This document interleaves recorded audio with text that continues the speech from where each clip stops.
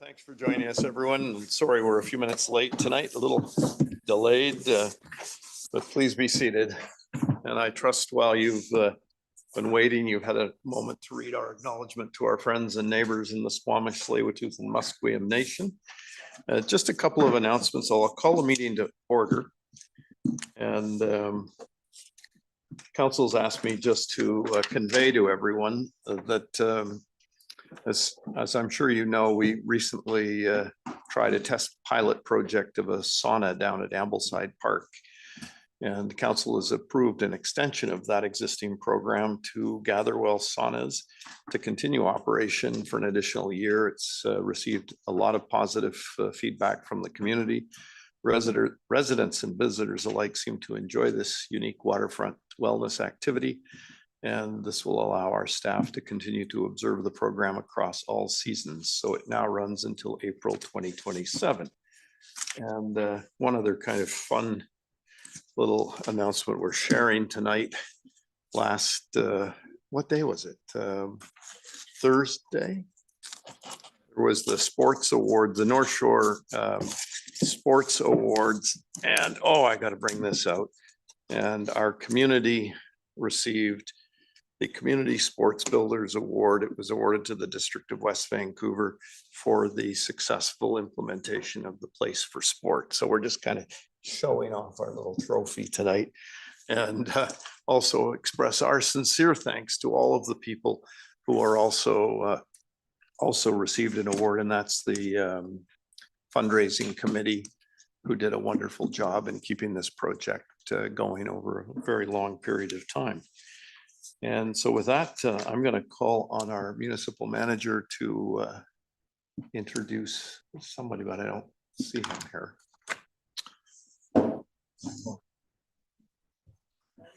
He's hiding in the back corner. You should be sitting up in the front chair here. Mr. Manager, please. Thank you, Mr. Mayor. I would just like to introduce and have council follow up by an official appointment of our new CFO for the district, Mr. Shahzad Somji. Mr. Somji, please join us up here so that I will ask Councillor Snyder if you could make the official motion, please. Happy to do so. I recommend that Shahzad Somji be appointed as financial officer under section 149 of the community charter. Thank you. Councillor Watt, please. Any discussion? I'll call a question. All those in favor? Carried unanimously. You have a seat at the table, sir. And well, we stole him from the city of New Westminster. And we're very happy to have him with us. He is also a West Vancouver resident. And I can tell you, because I sit at Metro beside somebody from the city of New Westminster, they did say that we stole their top employee. So welcome, and we hope you enjoy your time with the district. But I have a motion to approve the agenda, please, Councillor Thompson. Yes, I'd like to recommend the approval of agenda. Thank you, Councillor Cassidy. Thank you. And that is adding one item for BC Hydro. Call the question. All in favor? Contrary, carried. Thank you. And tonight we have a presentation from the West Vancouver Stream Keepers, and we would love your presentation. And I'll bet you it's these wonderful people sitting in the front row. Thanks for joining us this evening.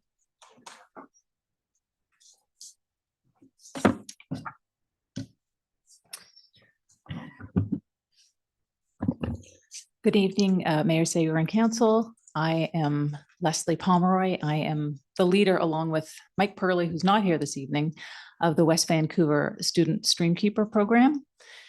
We're aware of the time constraints, and the boys have a very good presentation, so I'm not really going to talk anymore, and I'm going to let them get on with it. Thank you. Gentlemen, it's over to you. All right. Okay, everyone, welcome back to another year of Stream Keepers. We want to thank you guys for letting us give you this presentation. Let's just get straight into it.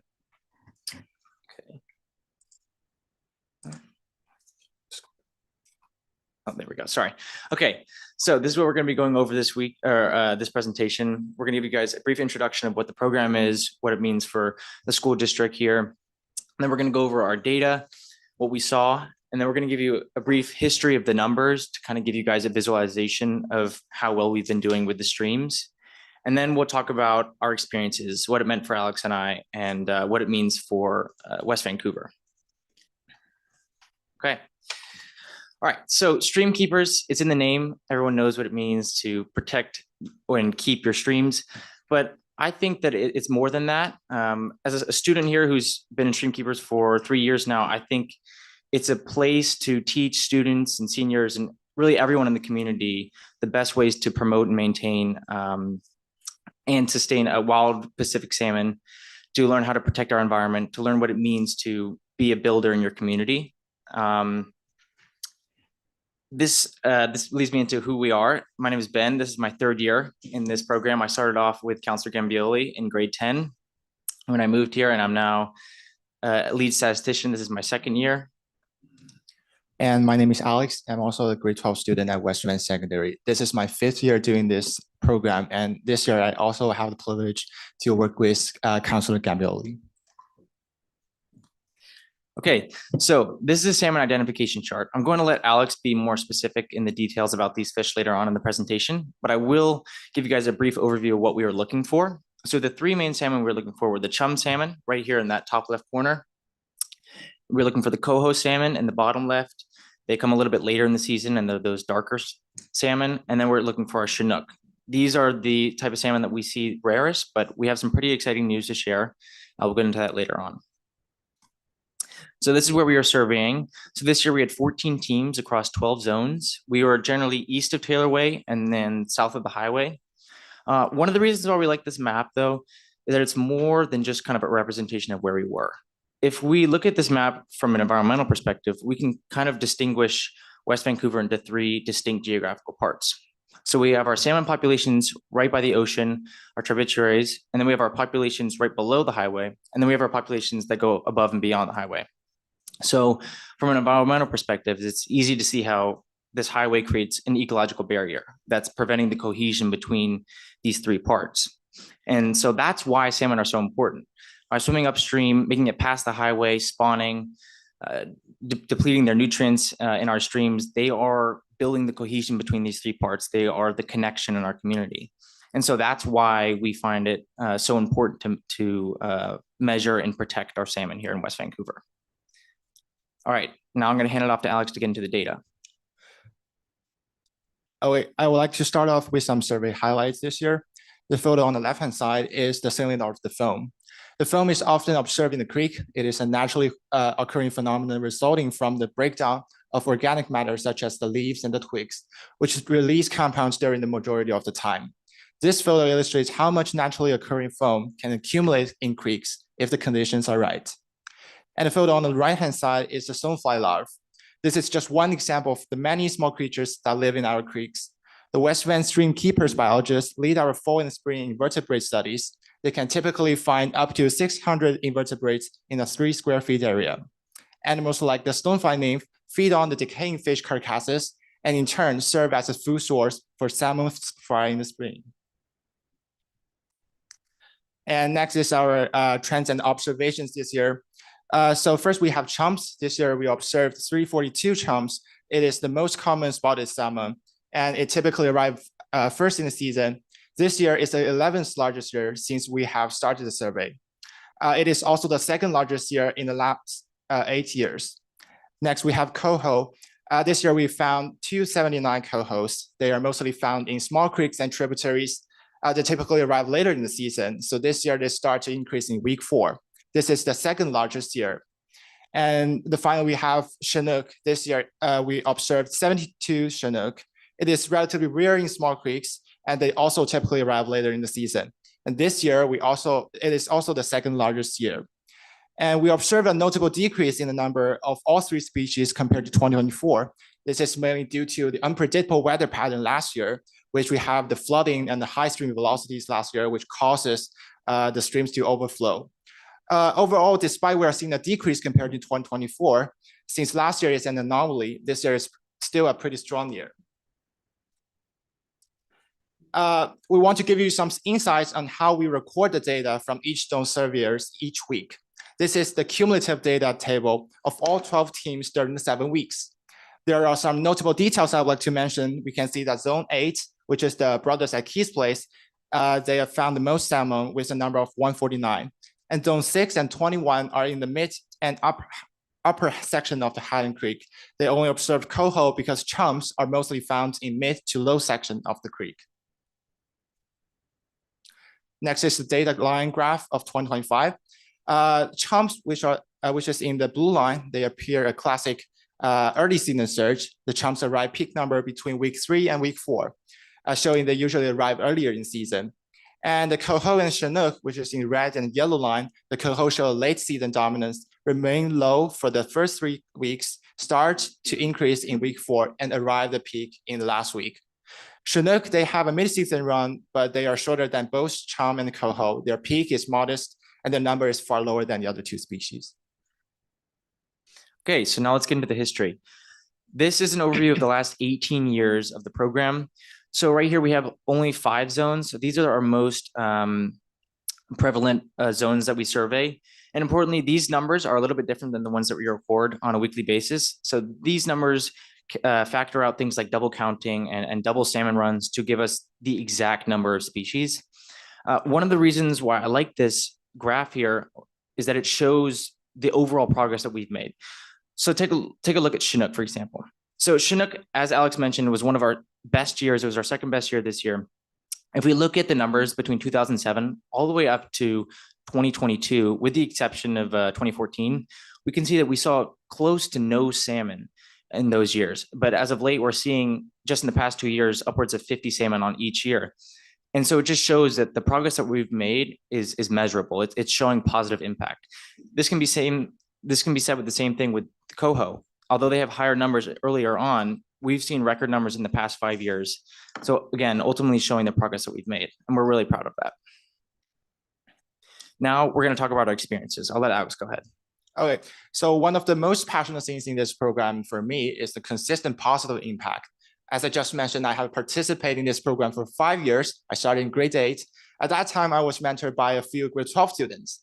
And now I'm one of them, and I realize it's now my time to give back and pass on the knowledge to the new students. It felt really meaningful to me to be able to support the junior students in the same way I was supported and produce the positive impact in the community. We had a really great time working together during the surveys, and it keeps reminding me how much I've grown through this program.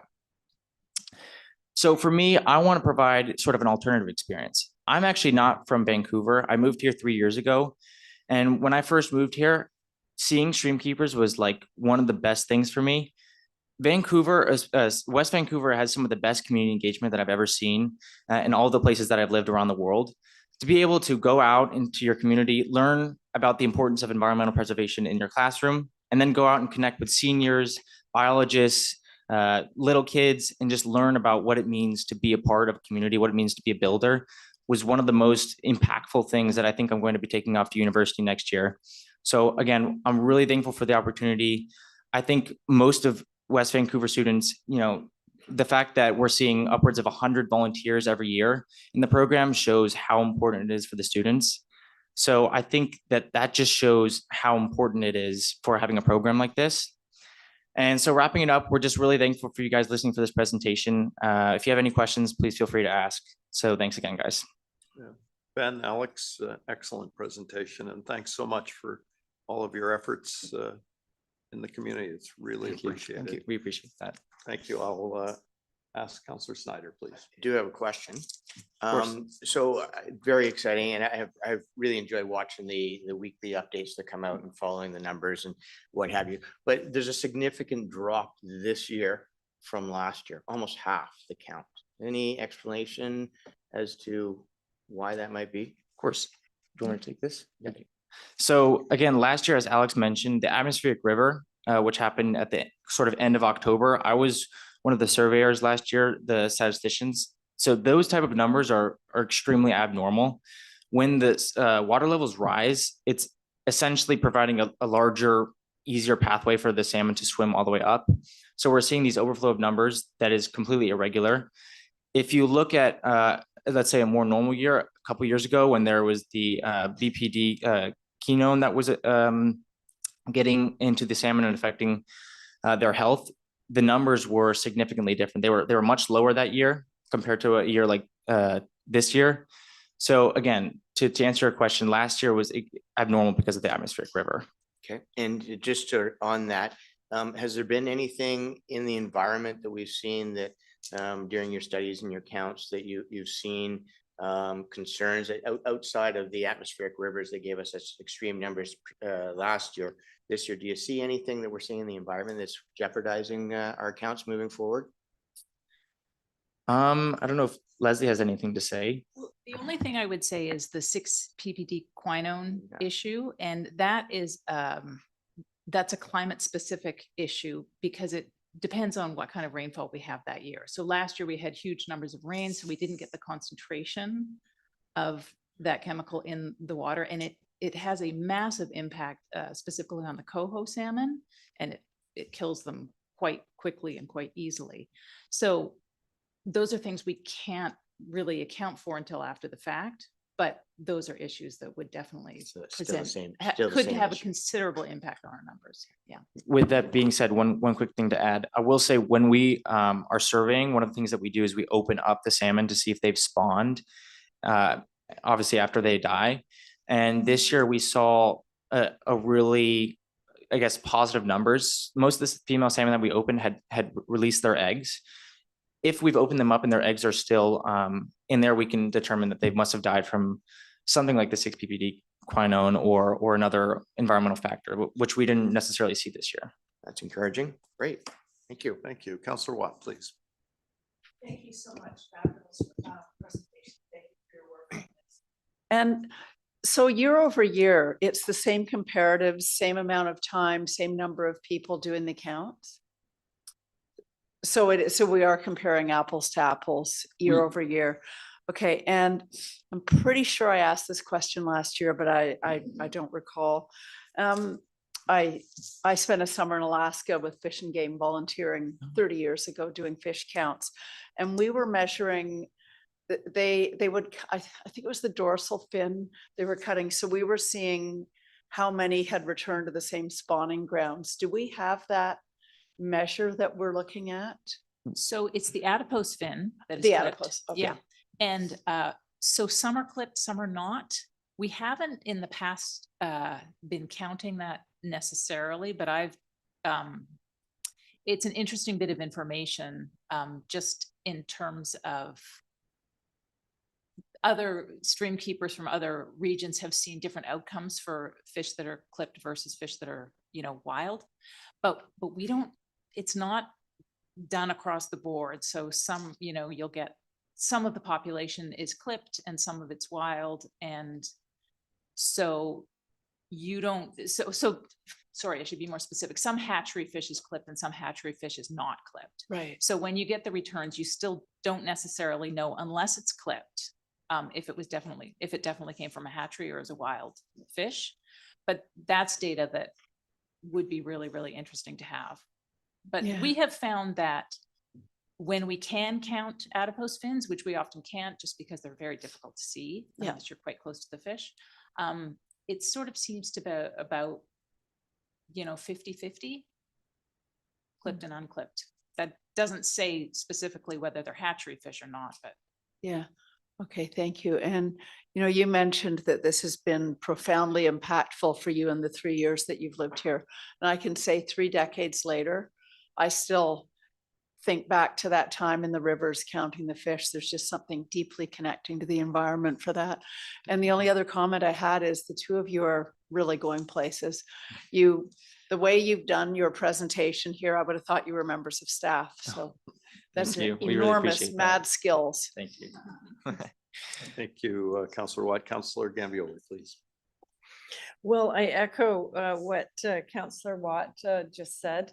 I would just say for the adipose fin, I thought about that this year while we were doing the surveys, and it is something we should think about collecting information on. I think, for the fish that we capture that are not alive anymore, obviously, we could count that, and I think that might be interesting. we were tracking it sort of informally, Yeah. but not, so my zone, for example, I'm too far. I can't really Right. see the Can't- adipose fins at yeah. all. Get your hands So on it's it, going to yeah. be an imperfect Right, measure. right. But some zones, yeah, we could see quite clearly. But still, yeah, because presumably the ones that have the adipose fin clipped are the ones that actually should have been going to the hatchery.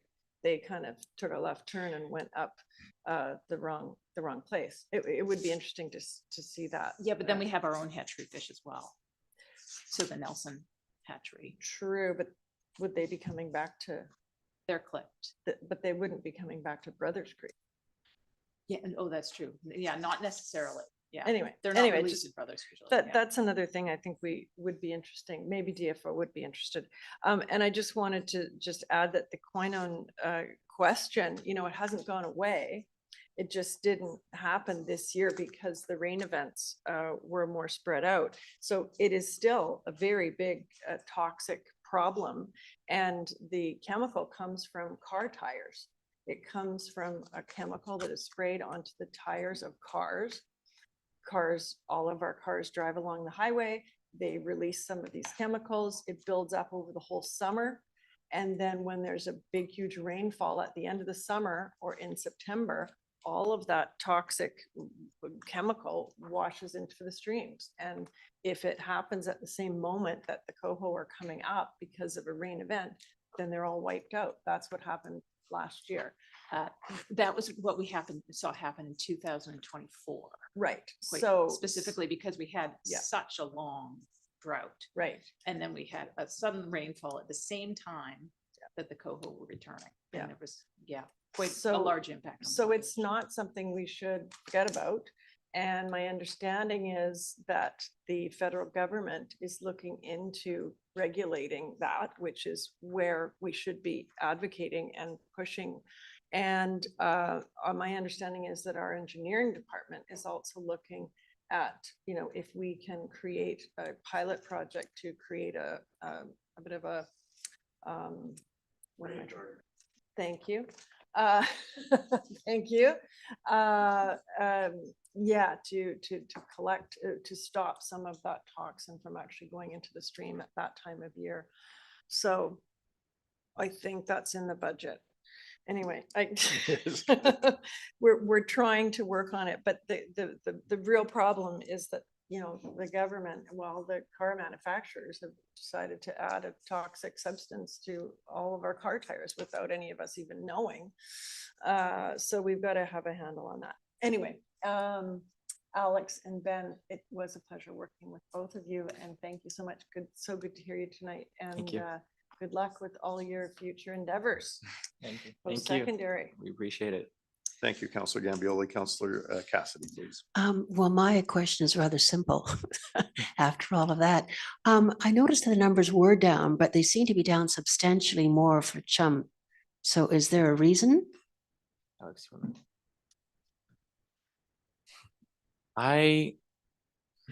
that is a good point. I would say Chum tend to be a little bit more erratic in the sense that some years we can have like crazy amounts of fish that come in, and then some years we can have under 200, under 300.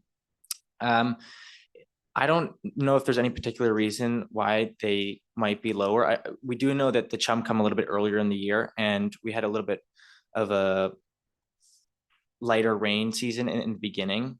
So that could be a potential reason. I don't know, maybe Leslie, do you have any? Yeah, I mean, ultimately, we don't really know why. Okay, The atmospheric river, for some reason, was incredibly favorable to the fish. okay, They loved it. okay. Yeah, this year was, I mean, if you look at the drop in numbers from last year, it does look like numbers are going down, but you do have to consider, as Ben pointed out, last year was an absolute anomaly. Numbers are still quite good. So even for Chum, it wasn't a bad year. It just wasn't, nearly what it was the previous year. Okay, thank you. And thank you for your presentation. It was excellent, and your volunteerism. We're a community that runs extensively on volunteers, and we appreciate each and every one of them. So thank you for the two of you. Thank you. Thank you, Councillor Cassidy. Councillor Snyder, please. Great, thank you. Thank you again for your presentation. I'd like to recommend that the delegation from the West Vancouver Stream Keepers regarding results of the salmon survey with students be received for information and thanks. Thank you, Councillor Thompson. Thank you. I'd like to second it and just follow up with a quick comment that you never fail to impress me with your presentations, not only the data and the way you present, but the cumulative data that just becomes such an interesting story. But I have to say what highlighted it for me this year was your personal stories of your involvement. And it makes me very proud to think we're sending 2 young adults out into the world with that experience to share with wherever you go. Here, here. Thank you. And I'll call the question. All in favor? Contrary carried. Leslie, Alex, Ben, thanks again. Thank you. Thank you. Item number 4. Good evening, council. You want to? I will speak to advise this item briefly. So staff are in receipt of a request from the property owner and their legal counsel to defer consideration of this item to council's March 30th regular council meeting to allow them a little bit more time to prepare their submissions. So with that, the motion that I would like council to consider tonight is that the consideration of item 4 regarding 6507 Nelson Avenue Community Charter Remedial Action Requirement be deferred to the March 30th, 2026 regular council meeting. Thank you. Thank you. Councillor Lambert is moving that. Can I have a seconder? Councillor Watt. And just for the members of Actually, I had a the, question, not a. but can I have a seconder and then we could talk to it? Seconded by Councillor Cassidy. Question, Councillor Watt. Yeah, so we have no choice but to defer this item then? It is a matter of procedural fairness in that we need to allow sufficient time for them to prepare and to, the community charter requires that they have an opportunity to be heard by council. And given the circumstance that this house has, the history and the length of time, it seems reasonable in staff's opinion that we delay for a few weeks. Okay, thank you. I just add a comment. Items like this number 4, dealing with derelict homes in our community has got to be one of the most difficult and sad jobs that your council has to deal with.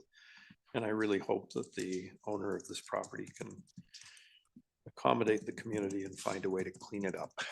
And there are other homes in a similar situation. And council is determined to get people to take care of their properties. We've got a motion. Could I have call a question? All in favor? Contrary, the motion is carried. And now we have a presentation from our Seniors Activity Center Advisory Board.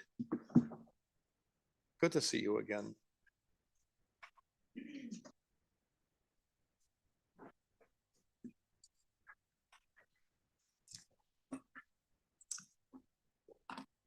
Good evening, Mayor Sager and Council.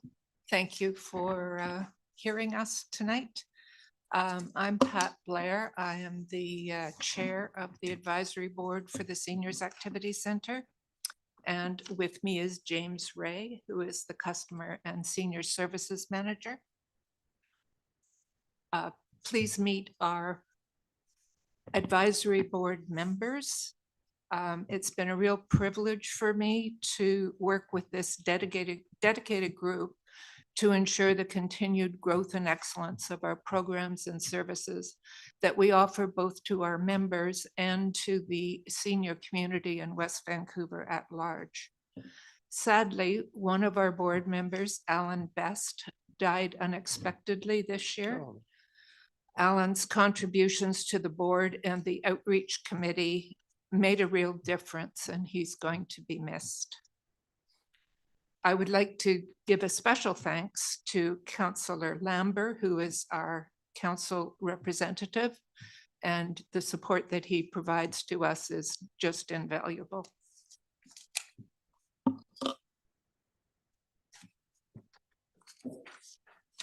Just to talk about a few of the highlights that were accomplished this year.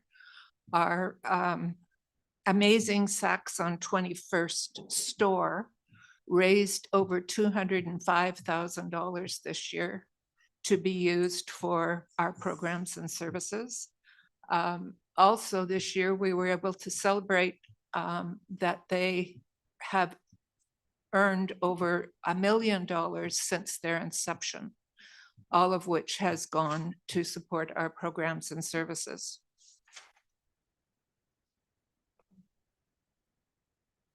The advisory board spent about $119,000 this year supporting our programs and services. We provided bridge financing for our outreach worker to go from a 0.6 position to a full-time position. And we also dedicated about $250,000 to a building fund to support our new build project.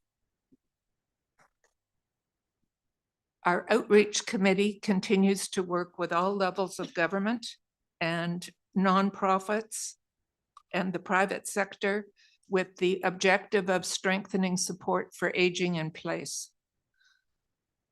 One of the projects that we are working on is expanding our transportation services to seniors in the community who can no longer drive.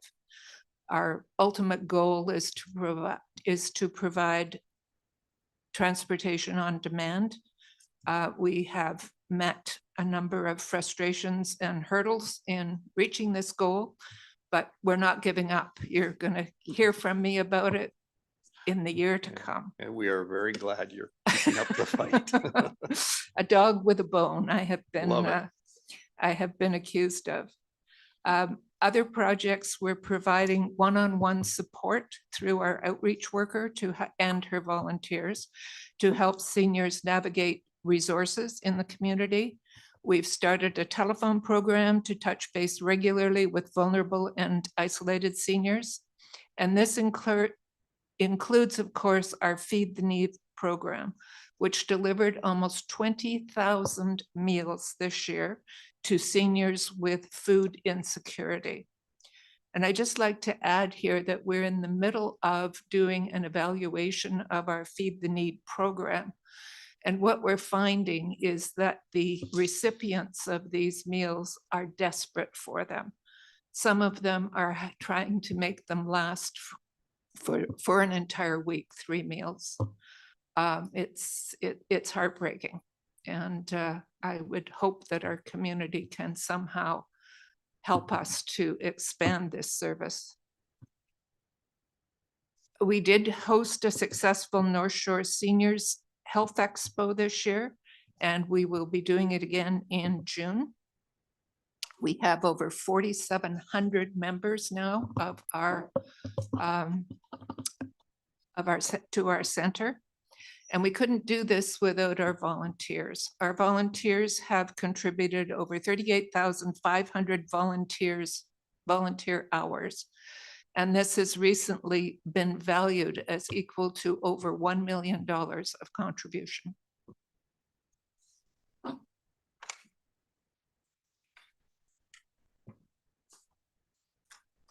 Just to talk about some of our priorities for 2026.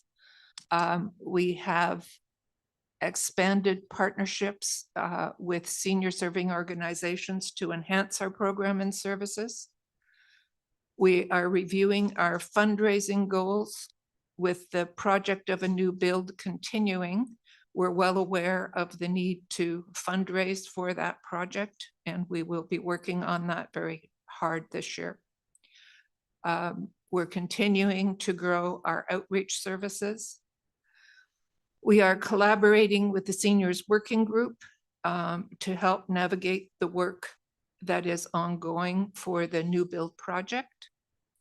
And we want to continue, as I said previously, the Feed the Need program. We were very fortunate to have received an Age Well at Home grant, a very substantial grant. But unfortunately, it lasted for 2 years, and the 2 years is now up.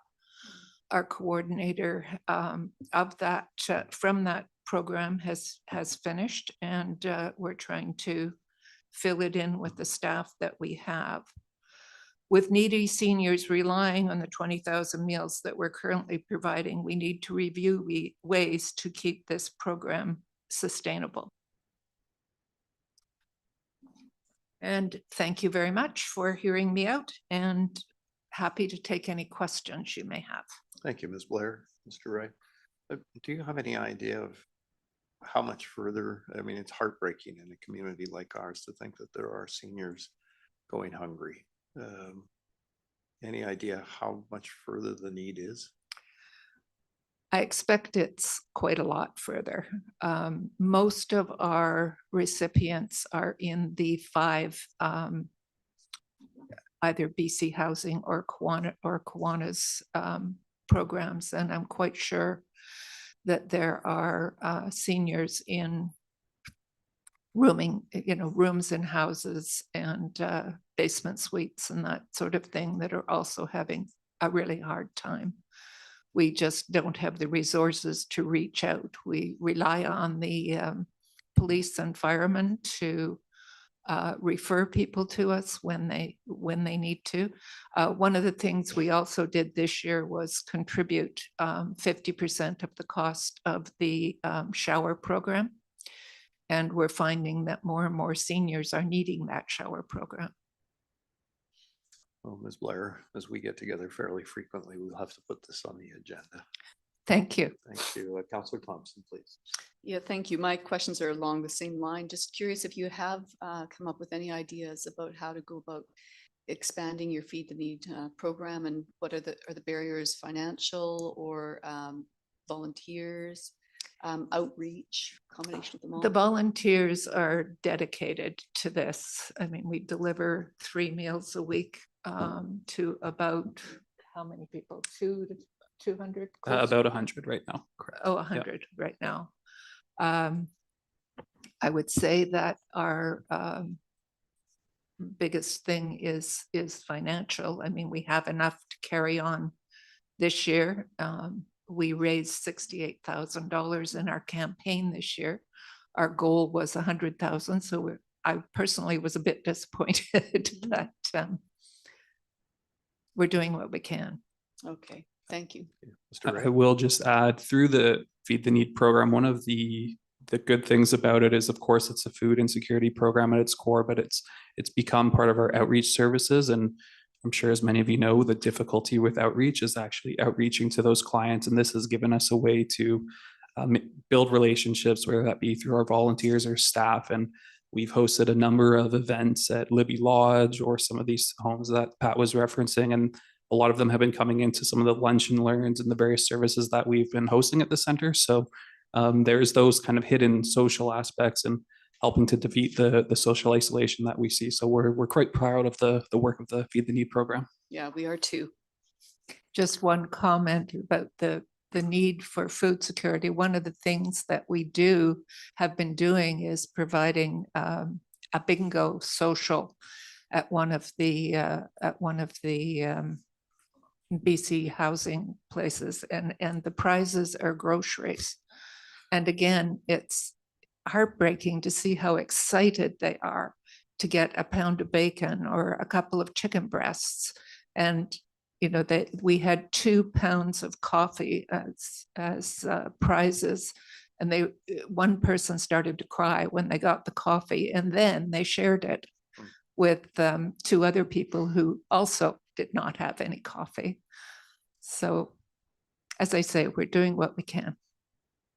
We're very grateful. Councillor Lambert, please. Well, just wanted to say that as the liaison to this group, it really has been my privilege and a delight to be able to work with you, Pat, and an energetic and very talented board over this past year, and with you too, Mr. Ray. I mean, this is again sort of proof of a community that runs on volunteers, and I really can't sort of express my gratitude more for all of the efforts that have gone in by the community, for the community, and your efforts will serve the community well into the future. So I look forward to this next year working with you and for great things ahead. Thank you. Thank you. Thank you, Councillor Lambert. While you've got the mic, would you mind making the motion? And certainly, Mayor Sager, I would recommend that the Seniors Activities Center Advisory Board annual presentation be received for information with thanks. Thank you, Councillor Snyder. Seconded. Thank you, Councillor Watt. Yeah, thank you for the presentation and thank you for your excellent work in the community. I'm just curious as to what relationships the senior center has with grocery stores, restaurants, bakeries. Do we have adequate access to food that may not be pristine that goes toward the Feed the Need program, or do we know where that food is going? I Because know we do that throw out a lot of food in this country. we do throw out a lot of food in this country, and we certainly have approached a couple of the grocery chains. But I don't believe we get a lot of food from the groceries. I know that Whole Foods sends out their food to the food bank, which is a good place for it to go. At least it's not being thrown out. But So even some of our smaller vendors here, there's not that relationship. it's a very good point, and I personally don't know what efforts have been made. Yeah, through Mr. Mayor to Councillor Watt. We have in the past worked with grocery stores. Even some of the smaller vendors have rather specific policies about sort of food waste, and that can be a bit difficult to navigate sometimes. We have recently been put in touch with the Vancouver Food Runners though, and we just have started conversations with them. They do a lot of great work over in Vancouver, and we're looking to partner with them if it's a possibility. But your point's well taken. It's we do have a lot of resources that we can hopefully touch on as well. Yeah, and I'd like to talk further offline because I am the liaison to North Shore Table Matters. So Great. I think there's a greater conversation to be had. Perfect. Great, thank you. Thanks very much. Thank you both very, very much. And to all of your board for all of their contribution. I'll call the question. All those in favor? Contrary, carried. Thank you. Thank you. And now we have our friends from the KMEEC for their annual presentation. One of our truly beloved institutions in our community. Yeah.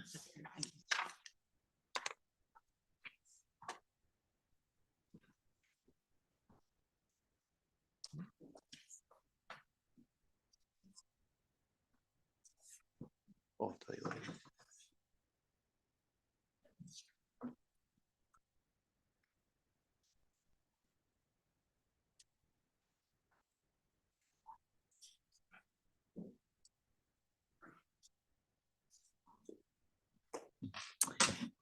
Thank you, Mayor and Council. It's great to be here again. My name is Melissa Dushak. I'm the Executive Director of the KMEEC Arts Center. Thank you for the opportunity to speak to you today, and I'm delighted to introduce our new board chair, Sandy London. Sandy London is Director of Development at the St. Paul's Foundation and previously a fundraiser for BC Cancer Foundation as well. So we're really excited to have her leading the board for us now as a fundraiser. Wow. Sounds like we're very fortunate. Yeah, I'm the fortunate one, but thank you, yes. We'll just start off by showing you some beautiful pictures of some of the performances we had last year. I'm just wondering if there's a way to go full screen here. Am I missing it somewhere?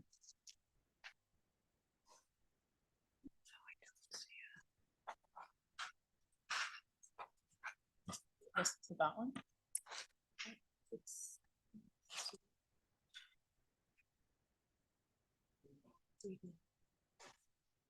Okay, thank you. So as you know, we are West Vancouver's only professional performing arts center, and we are also meeting place for culture and community gatherings. And our 4 core values are welcoming, learning, leading, and engaging. And you've seen this, something like this slide before. We have a governance board of 12 active directors elected by general membership. We just had our AGM a few weeks ago. We have a legacy council, and we have actually it's up to 24 staff members, 7 full-time and whatever 24 minus 7, 17, up to 17 part-time, and up to 70 active volunteers as well. So here's a summary of the events we did this last year. And I'm talking about our season and our fiscal, which ended August 25. But you will find on your desks a brand new impact report that we've just published, and it was delivered at our AGM just a few weeks ago. That actually happened after I was submitting this PowerPoint. But if you turn to page 7, you will see similar numbers here. And I'll just point out, there is one number that's a little bit different, but I'll get to that in a second. So KMAC presentations 90, and you'll see the number here in brackets on the PowerPoint here is last year's number. So we're up in pretty much every department. So 90 of our own presentations, 78 presentations that we're supporting SD 45, 143 community rentals, and you can see all the various kinds of community rentals, concerts, theaters, talks, fundraisers, etc. The youth focused here, which includes our youth conservatory. So amongst that subset, it's 114. Total events, here we have 306. You'll see the big number on this page says 342. We actually included every booking. So if it's a booking day, a full day of a theater, but there's no performance, we've called that an event in our final numbers because that is a booking day. And finally, very exciting, you'll see that there is a 5,000 person increase in our visitors. So up from last year, 48,000, we're now at 53,000. And also a little change from the number you see on the PowerPoint. And you'll remember, sort of interesting, people don't realize that a third of the people that come to the KMEEC are from West Vancouver. We've said a third from North Van and a third from elsewhere. Well, the number has actually swelled so that we are now about 70% from outside of West Vancouver. So 70% of the people coming to the KMEEC Centre are coming to West Vancouver. And we think that's a great number. Here's a page with earned revenues, and we also have, you might want to follow along, that's page 10, which has another beautiful pie chart.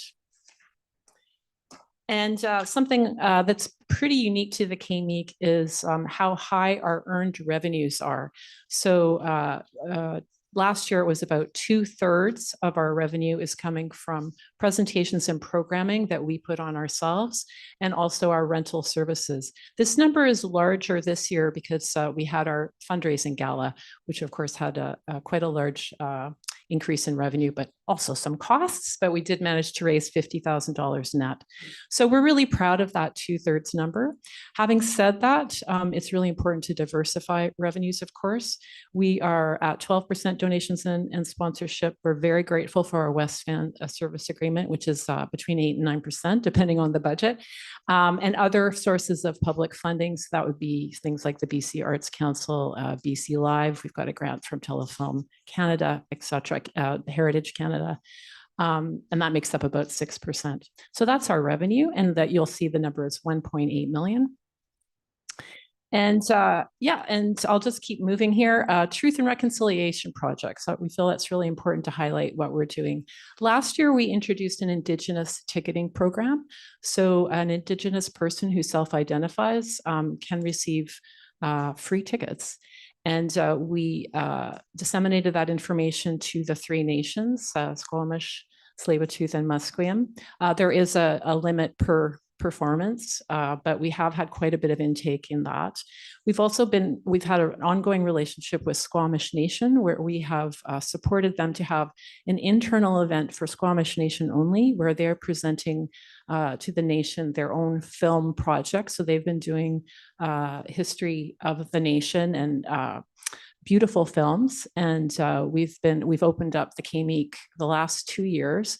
The year before it was in November, but this year it was actually on Truth and Reconciliation Day. So that was wonderful. And also presenting Indigenous artists, such as last year we had Dancers of Dam Mohammed. That was also interesting. They are, their offices are actually in West Vancouver, but they had never performed at the KMEEC Arts Centre. So that was great to see them. Blue Moon Marquee.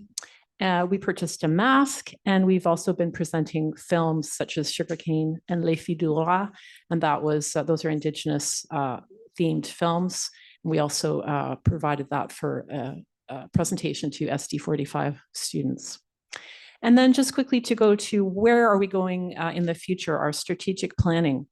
Well, the first part, as I've already mentioned, is really to strengthen and diversify our revenues. We all know that there are various kinds of, economic squeezes in various places. So we're really looking to diversify as much as we can and strengthen. And to that end, we have just hired somebody in a new position, a brand new position, which is a director of development.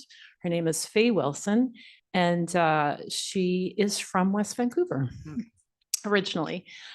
So she's got a lot of contacts, and we're really excited about what that can do for, as I say, diversifying revenues. We're also looking to continue to augment inclusivity, community impact, and outreach. So community impact would include really hoping to set up next year some daytime programming with really thinking about elders in the community. And we also are supporting local and emerging artists with our Next Wave series. And we're doing that very intentionally. We've also been working on the team to enhance visitor experience from start to finish. I know Mayor Sager, that's something we've talked about sometimes. So that's something that the team is really working on right from that moment where you think, I might want to go to a concert or a play or something. And the whole experience just being a great, escape, sort of a liminal experience, that feeling of doing something different. And also, of course, focusing on the importance of live.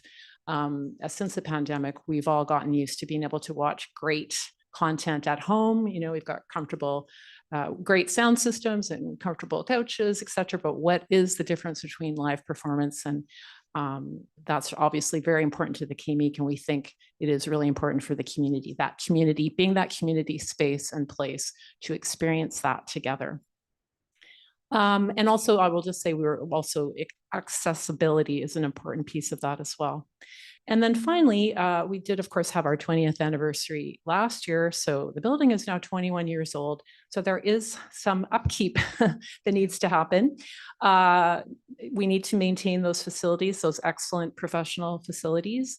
So we are in the midst of planning a timeline for various capital projects.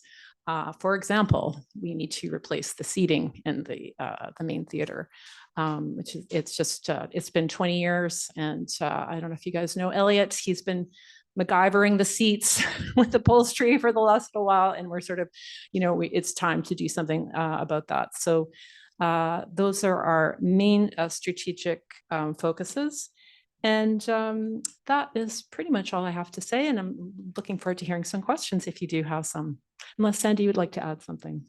I just want to say it's such a privilege to be on this board, and Mayor Sager and council, we are so grateful for your support and partnership and look forward to more work with you, and just a sincere thank you. Thank you so much, Ms. London and Ms. Dushak. I can't help but think 21 years, it feels like yesterday the facility was opening. And for me personally, it's wonderful because my mother was a very dear friend of KMEEC's. And I know how really proud she would be and how grateful she would be for all of the people that have helped make this such a vital part of our community. She was a wonderful woman and very determined to see this facility become a reality. Councillor Gambioli, please. Oh, thank you. I just wanted to say that myself and Councillor Cassidy, now formerly Councillor Watt, are on the Arts and Culture Advisory Committee, which is the committee that the district brings together. And so wanted to thank you for sending a representative to all of those meetings. And that would be Ms. Mendez, who I see in the audience. And sometimes, Melissa, you are there when the other representative can't come. So I think your feedback and what we learned from you about your activities is really important to the rest of the committee. And we've been working a long time on the concept of a central arts and culture center, bigger picture kind of idea. So thank you for being part of that sort of supportive network for that project too. Yeah, thank you. Yeah, that's great because, well, we believe in the arts, and the more engagement with the arts we can have in the community, the better. Thank you. Thank you. Councillor Thompson, could I ask you to make a motion, please? Gladly. I'd like to, sorry, recommend that the K-Meek Arts Center annual presentation be received for information with thanks. And Thank you. And I'll ask Councillor Watt to yeah, second that and then I'll motion. make a comment. Thank you, Councillor Thompson. Thank you.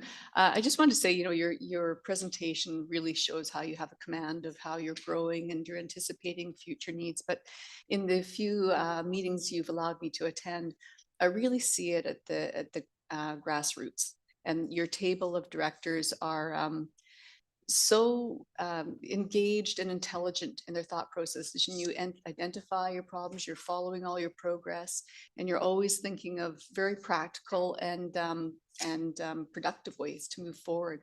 So I've really enjoyed the dialogue, and it certainly gives me confidence that you're doing all you can. I know it's a struggle, but you're also very dedicated and hardworking, and I just really appreciate that. Thank you, and it's great to have you there too, Councillor Thank you. Thompson. Perfect. I'll call a question. All in favor? Contrary carried. Thank you very much. Thank you very much. And now we have the opportunity for a presentation from the West Vancouver Community Arts Council.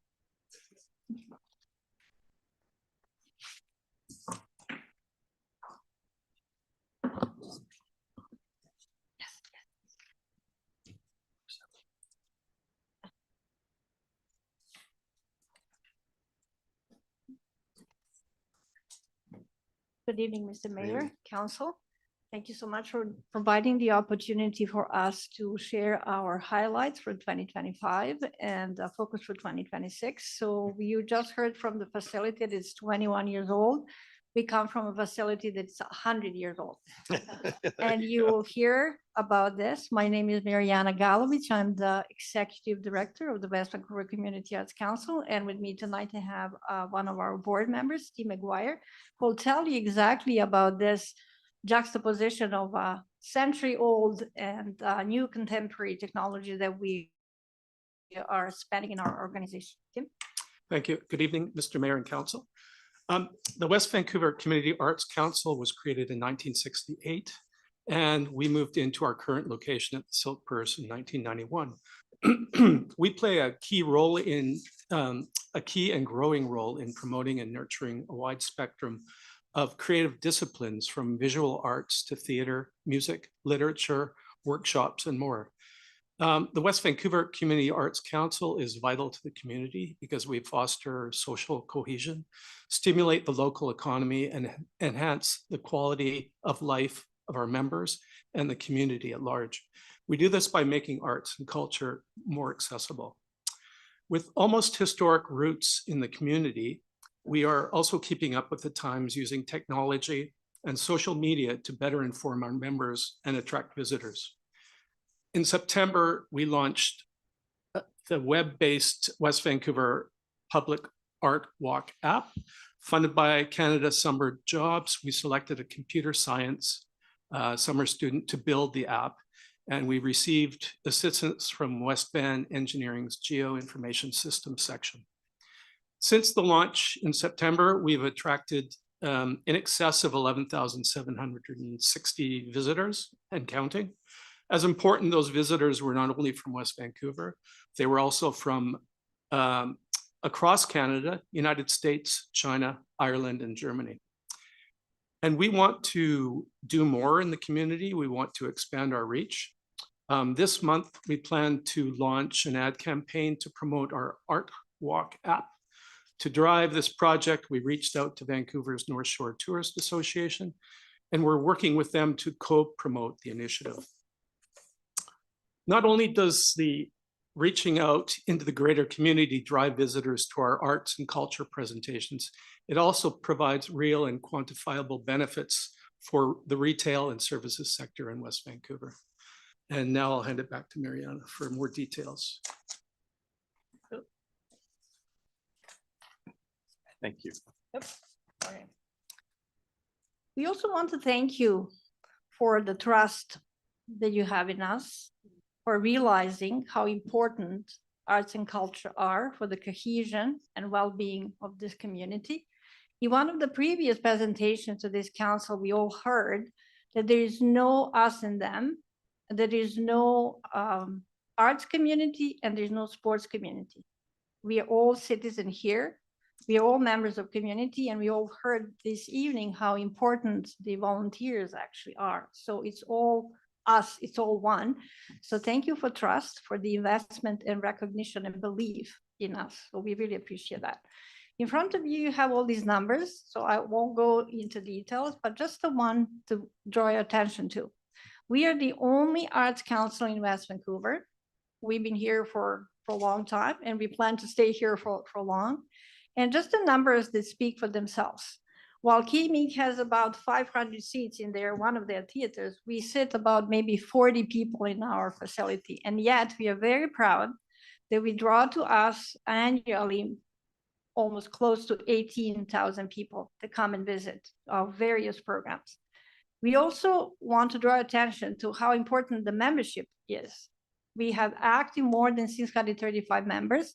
So, and why is that important? Because they are of the community and they're for the community. So we speak on their behalf and they speak on our behalf as well. And they represent everybody from individual members or seniors, students, and we are very proud to say that we also have business membership there as well that represents a local community and local business community who really recognize the importance of arts in growing us economically as well. We talk about here about the volunteers. We have more than 50. These are the last year's numbers as well, more than 50 volunteers.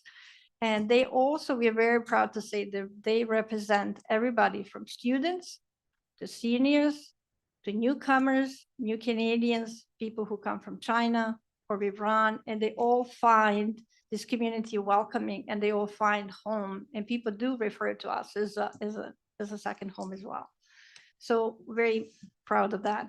Most of you know us for our exhibit, you know us for our concert series, and we are also very proud to say that all the artists that we represent, both in our galleries, in our gift shops, in our many events that we organize, are actually paid when we. So we represent the large art sector as well and represent the local talent as well. When it comes to community events, we collaborate with our sister organization, KMEEC Arts Center, and this is actually where we curate one of our exhibits as well. So we change exhibits at the KMEEC every second month, and we change exhibit at our venue pretty much on a monthly basis. So arts programming, as you said, you see all these numbers, and as Tim was also saying that we keeping up with technology, with the weekly e-news, with the social media platforms, and with our website visitors as well. So why is that all important? When it comes to revenue, we are very proud, and you see the shares and the numbers. And I said one of the key supporter for us is we get support from province of BC, and one of our supporters, exactly an important one, is the District of West Vancouver. We are also very proud to say that 43% of our revenue is actually self-generated. So how do we do this, such a small organization? So when most of our community events are actually free of charge. So some of our events are ticketed. Some of this is the membership that we mentioned. Some of this is sales of our artwork that we present. And some of this is donation as well. And one of the services that we provide the community is also renting our facilities. So we are incredibly entrepreneurial, and financial support and in larger means is always welcome. So that was 2025. And when it comes to the 2026, as the commercial says, the future is friendly. So we hope that one word that I can summarize everything is actually growth, with our optimism and planning as well. So one of the key focuses for the 2026 really is working with the district and working with the arts department at the District of West Vancouver, becoming an umbrella arts organization to connect, support, and provide services for community arts groups and individual artists in West Vancouver. We met with some of you individually and met with Mayor as well to talk about this. This is really to address the need, because we carry a big title and we want to confirm that we are more than capable and up to the task of being the West Vancouver Community Arts Council.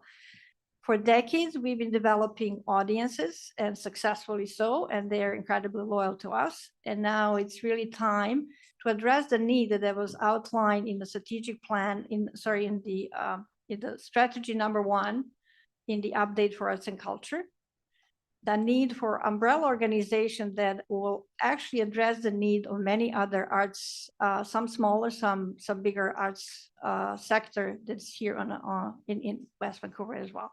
So what do we plan to do? We developed a very detailed plan and submitted to all of you for consideration, in which we outline our timeline, KPIs, and how are we going to succeed this. It's very important to know that we plan to do this in increments, and then we are addressing just one of the key goals of, and I'm going to read this off the page because it's important, how and what we promise to actually deliver as the year progresses. We will focus on offering meetings for arts groups across the North Shore to encourage relationship building, develop alliances and collaborations across the sector. We will create opportunities for arts groups to convene with, learn from, and recognize funders. And we will advocate and amplify the voices of the arts sector. So sounds ambitious, and we are completely up to it with working collaboratively with you and district's arts department. Of course, we will continue, as you see, supporting local talent, providing cultural access. As I said, most of our events are really free to the public. Cultural development, community building, and partnering with the district to enhance community spaces. That's a focus of 2026. Thank you so much. Can't help but think, well, we must thank you on behalf of everyone in the community, the current council, but I also have to thank you on behalf of the council that sat here with me in 1991 when we created the Silk Purse, and for making it so successful for so many years. Back then, it seemed initially like a bit of a crazy idea, but it's really worked. Councillor Gambiolo, please. Well, same, that was a great presentation. Thank you. And yeah, it's exciting to see the growing role that you're taking on. And like you said, the trust we put in you to do that. And so that's exciting, I think. And same as I said earlier, thank you for participating in the our Arts and Culture Advisory Committee diligently. It's normally Catherine Schachtel, who's oh, there she is, who comes to our meetings and you know, gives great feedback, tells everyone else about what's going on. And yeah, just again, wanting to confirm that you're on board with a centralized arts and culture center for everybody, including you know, what would be your programming and activities. Yes, very much so. And we would like to continue to be a very active participant in this conversation, because I and the board that came here in larger numbers understand that this is a conversation to be had. But the answer is yes. Yeah, okay, thank you. Thank you. And Councillor Gambioli, would you be kind enough to make the motion of thanks? I would be very happy to be that kind, yes. So I will recommend that the West Vancouver Community Arts Council annual presentation be received for information with thanks. Thank you, Councillor Watt. That, and also thank you very much. And it was a pleasure working with you in the short time that we crossed over. I'm not far away. I'm now over on public art. So thank you so much. And to all of the board and all of the volunteers. Thank you. I'll call the question. All in favor? Contrary carried. Thank you so much. Thanks for being here tonight. And now we're going to hear from our Environment Committee with their 2026 annual plan. Ms. Keith, are you joining? No? Okay.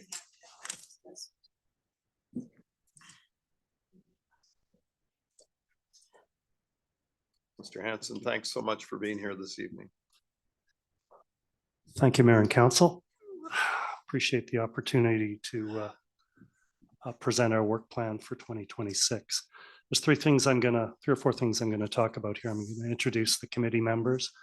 I'm gonna talk briefly about the intent of the committee and the purpose of the committee. I'm gonna talk about what we did in 2025 and talk a little bit about what our plans are for 2026. So here's our committee members. The committee has seen significant change in its membership over the last couple of years. Since 2024, there's only 2 members from that committee from back then. The rest of us are all new. We are supported by Councillor Lambert and by Ms. Keith of district staff. The members of the committee bring a broad range of experience: environmental law, biological sciences, earth sciences, sustainability, technology, and business. We cover a range of ages too. We have youthful energy and experience and sober second thought. The committee members are enthusiastic about the environment, but we're also very pragmatic. We know that achieving the district's environmental goals is a big challenge, and that facilitating change to achieve these goals is also a challenge. The committee will work hard to find areas where we can make a difference, even if the changes that we are able to achieve are small. And I think for us, even small change is a success.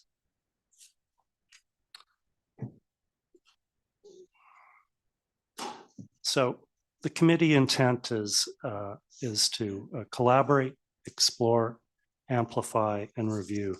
And for 2026, I think our focus is explore and amplify. With regard to explore, what we want to do is better engage with the community to explore conservation initiatives. And in terms of amplify, to reach out to residents in this community to amplify the information on the pathways they can participate in to hopefully lower their carbon footprint and to work to conserve nature. To do this, we've identified 3 work streams that I will touch on a little bit later in this presentation. So, committee purpose is to advise, identify, analyze, promote, and assist council on the development of implementation of initiatives to meet greenhouse gas reduction targets, adapt to climate change, and protect the community's natural assets. So what did we do in that regard in 2025? Next series of slides talks a little bit about that. I'm not going to read through all of this, but the highlights, I think, are in terms of GHG reduction, the Go to Bike Week saw a 50% increase in registered participants. In terms of education and outreach, we attended the Jump on a Heat Pump Home retrofit event that was put on by North Shore residents, for North Shore residents. I attended this meeting in October, and I was surprised by the meeting. The people who were presenting the information were incredibly well spoken, very knowledgeable. The crowd, people attending the meeting, were very knowledgeable about heat pumps and were certainly on board. But the problem was that the folks up front were speaking to the converted, and the number of people actually attending this event was very small. And it really speaks to the need, if West Vancouver wants to start effectively reducing GHG emissions and doing that via heat pumps in homes and multi-unit residential, we have to do a far, far better job of getting people aware, understanding what it means, and committing to it. And it's not going to be easy. I don't think.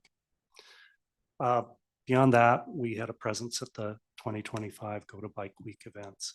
And just in terms of some simple stats, more than double the number of registered commuters and more than double new riders attended compared to previous year in 2024.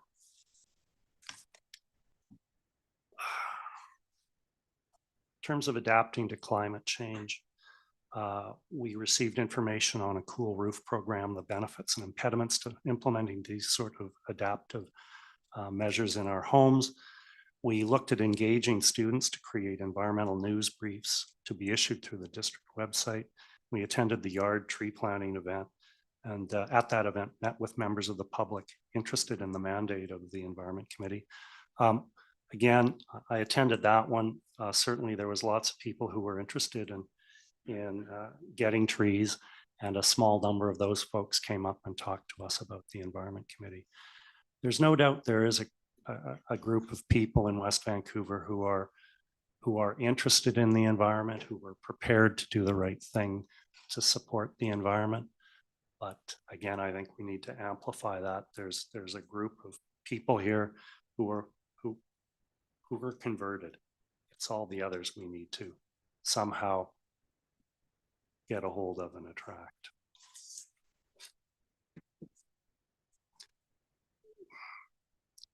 Furthermore, protect natural assets. We received information regarding the Eagle Ridge Park dedication. We received information on the urban forest management plan and endorsed proposed bylaw changes recommended by staff to respond to council's direction to the implementation of that plan. We received information regarding the district's draft community wildfire resiliency plan, and we attended a workshop by the Urban Tree Alliance to better understand concerns of local citizens regarding the urban forest canopy in West Vancouver. So for 2026, our intent is to do the following. With a significant change in membership of the committee since 2024, we thought it worthwhile to go back and look at what the earlier committee had determined what might be actions that the Environment Committee could take. They had prepared a pretty elaborate spreadsheet looking at various types of initiatives, and there was a lot of information there. So when I said earlier on, we have a pragmatic committee, what we did is try to take all that information and distill it down to things that realistically, what we can do as a committee and where we can perhaps make change. And with 3 areas, building retrofit working group, mobility working group, and natural environment working group, we think we've found 3 relatively simple, easy to understand areas that are aligned with the District of West Vancouver's goals for the environment. And what we're trying to do is not just say, here's the vision, but rather try to put plans and actions around that so that we can come back here next year and say, this is what we've done concretely. This is what we've achieved. Because I think for 2025, I personally can't say we achieved a lot. So I think by setting working groups and having them provide a vision, plan, and action and steps and deliverables, we can hopefully come back here and say, this is what we've done, and this is how we've measured it, and we can present it to you. So in terms of that, the building retrofit working group, and again, this is largely motivated by the jump on a heat pump stuff. We want to measure the effectiveness of outreach efforts by tracking indicators related to residential GHG reductions. We want to develop community-focused promotional strategies to increase participation in residential retrofit and energy reduction programs. We want to find ways of enhancing public communications related to home energy reduction opportunities and best practices. As I said, we've seen that the uptake of heat pumps in the community has been somewhat limited. The working group intends to complement staff's efforts with community level perspectives. The working group members bring a varied practical experience from homes, construction, environment, and industry, with an ability to help identify real world barriers and opportunities that residents may encounter. The working group will report their findings to the Environment Committee for consideration, and ultimately to district staff, mayor, and council for their consideration and possible action. The Mobility Working Group, the purpose of it is to provide input and advice during the development of public electric vehicle charging strategies, working with district staff and the consultants selected. Scope is proposed to include analysis of where stations are needed, numbers of those stations, capacity needs, new build requirements, fee models, and ownership models. Related to active transportation, provide input and advice on opportunities to increase sidewalks in key residential areas, enhance bike infrastructure, and implement car sharing, carpooling, and shared e-bike use, and support any updates in 2026 to the strategic transportation plan. And finally, the Natural Environment Working Group. The efforts are expected to include supporting the implementation of the OCP objectives related to ecosystem protection, environmental stewardship, habitat connectivity, and climate resilience, and identify opportunities to enhance ecological function through restoration, stewardship, and nature-based solutions, while considering existing efforts by district staff and local stewardship groups. I think the enthusiasm of the stream keepers earlier this evening, if we could harness that energy and bring it to our committee and export it from our committee into the community, I think we're all going to be better off. But it's a challenge, and with anything, environmental stewardship costs money. And we know taxation is always a challenge in communities, even wealthy communities like this. So I'm hopeful that our committee, and I'll reuse the term pragmatic, can come up with some solutions that are cost effective and readily implemented. So with that, I'm happy to take any questions that you might have. Thank you, Mr. Hanson, and please pass on our sincere thanks to all the members of your committee for your time and dedication to this very important effort in our community. Councillor Snyder, please.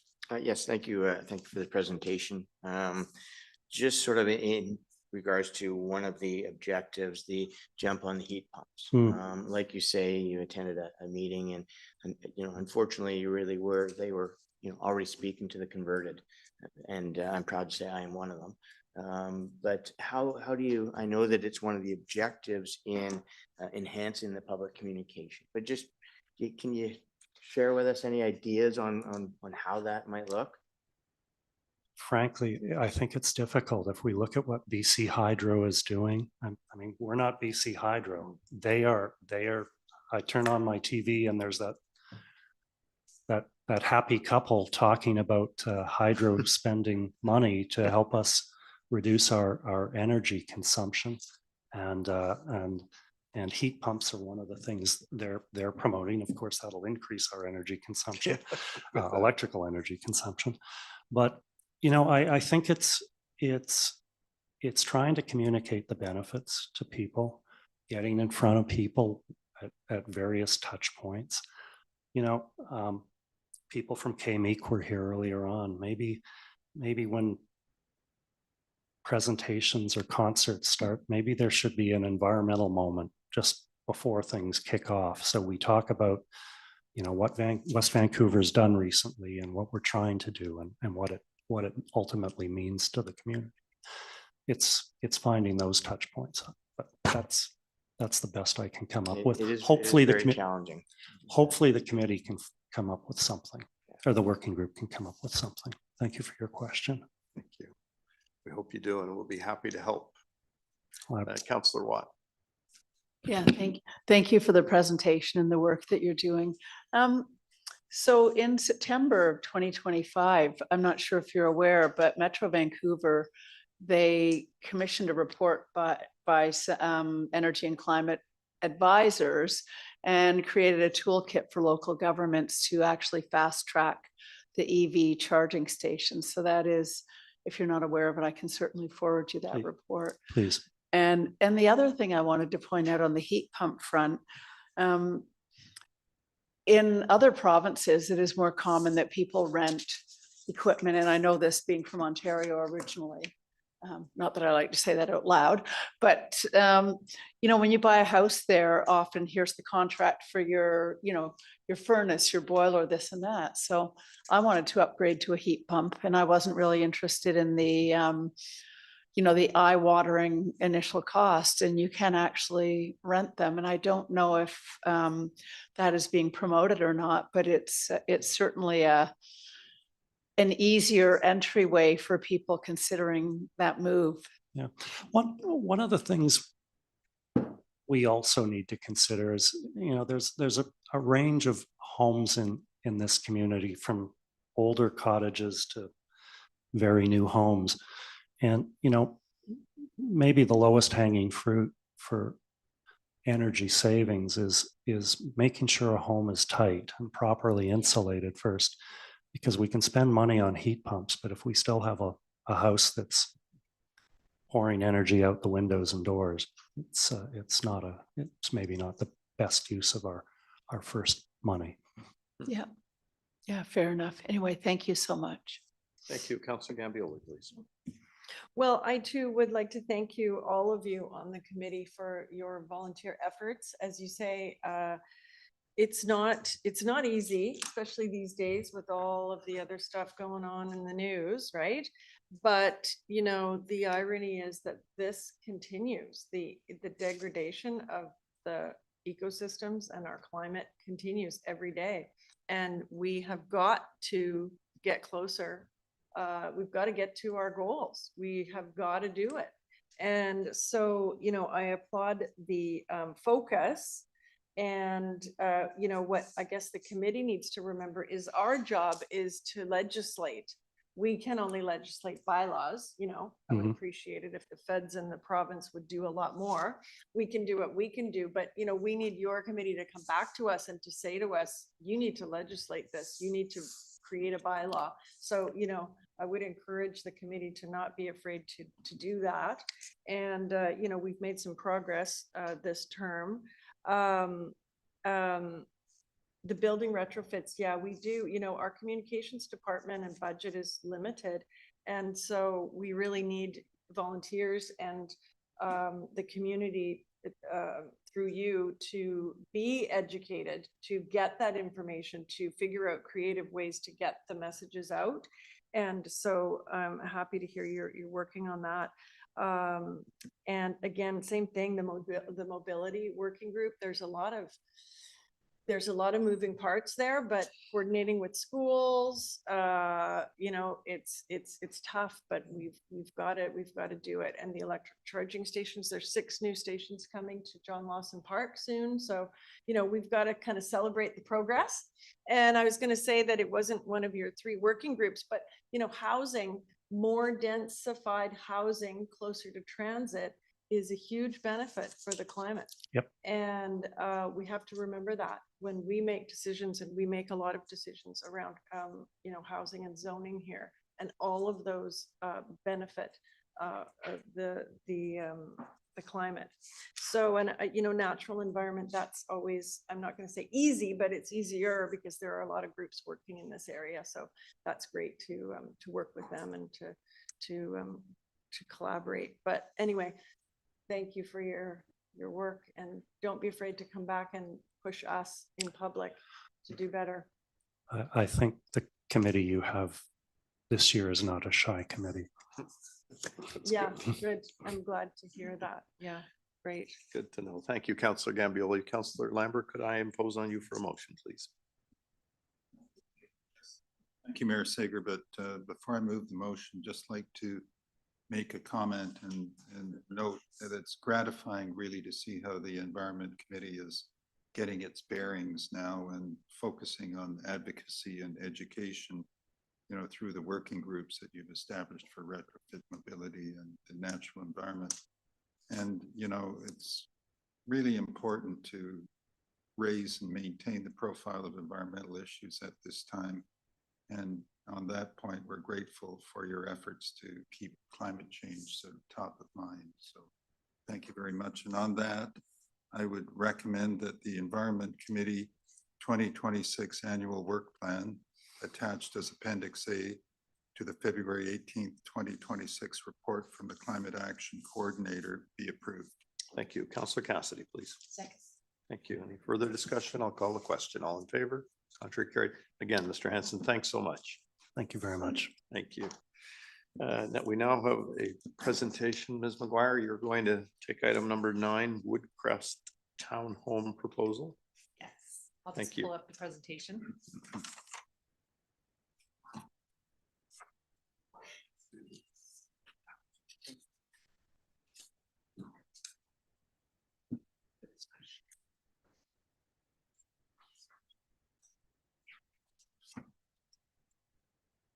Thank you. Always need help. One day I won't need help to pull up the presentation.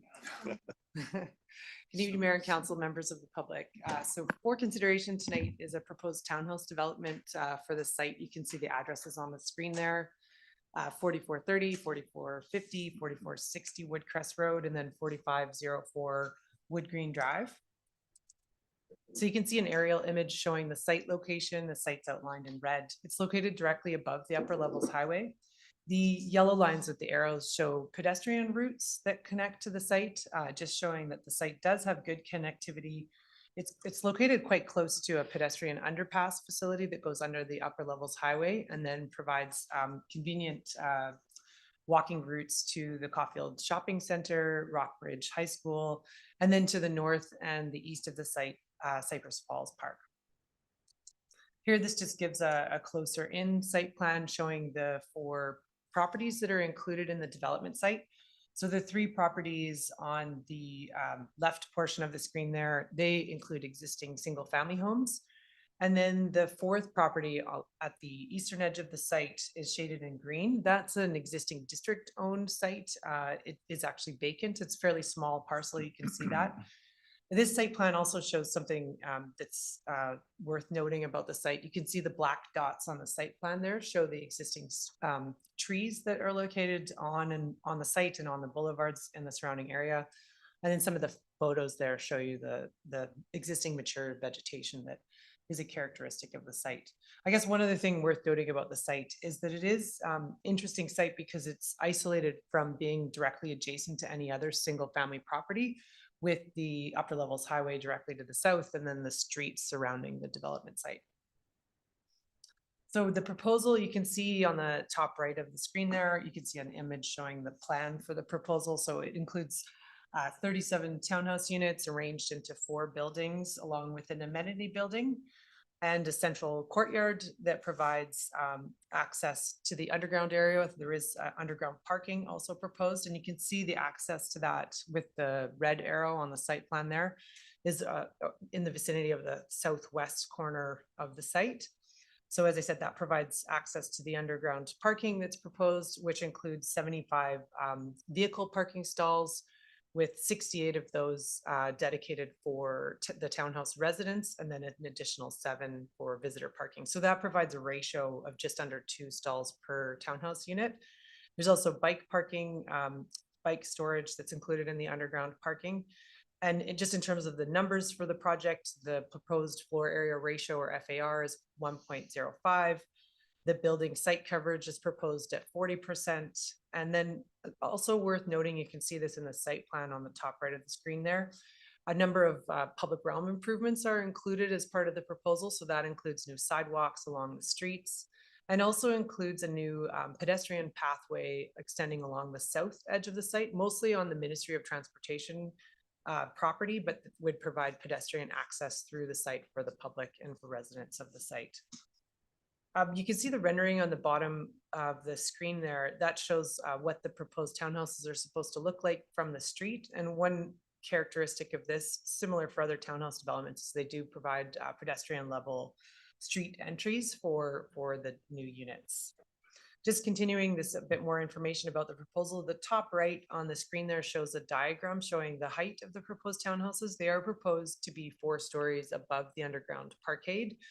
But the way the design is configured and the sloping nature of the site, you can see the rendering image on the bottom right of the screen. Really, the proposed townhouse units really present as 3 stories facing the adjacent streets. And as I said, there's a central landscaped common area that's proposed in the center of the site that would serve as an amenity area for the residents of the townhouses. That includes an elevator pop-up building that would provide access down into the underground parking. And then one other thing that's important to note is that, as I had said about the site itself, it does include a number of existing mature trees. The applicant and staff have worked to try and retain, or to try and see how as many of those trees could be retained as possible. And in the current proposal, over 100 of the site trees are proposed to be retained through the development proposal. So just to touch on the district-owned parcel, so that's 4430 Woodcrest Road. That's that small triangular parcel at the eastern edge of the site. You can see it on the aerial image outlined in red here. So as I said, it's district owned. The applicant has indicated that they would like to purchase that site to be included in the development site. So the district received an appraisal of the site based on market value, based on the rezoning proposal, noting that it would be expected that the site would be worth $650,000.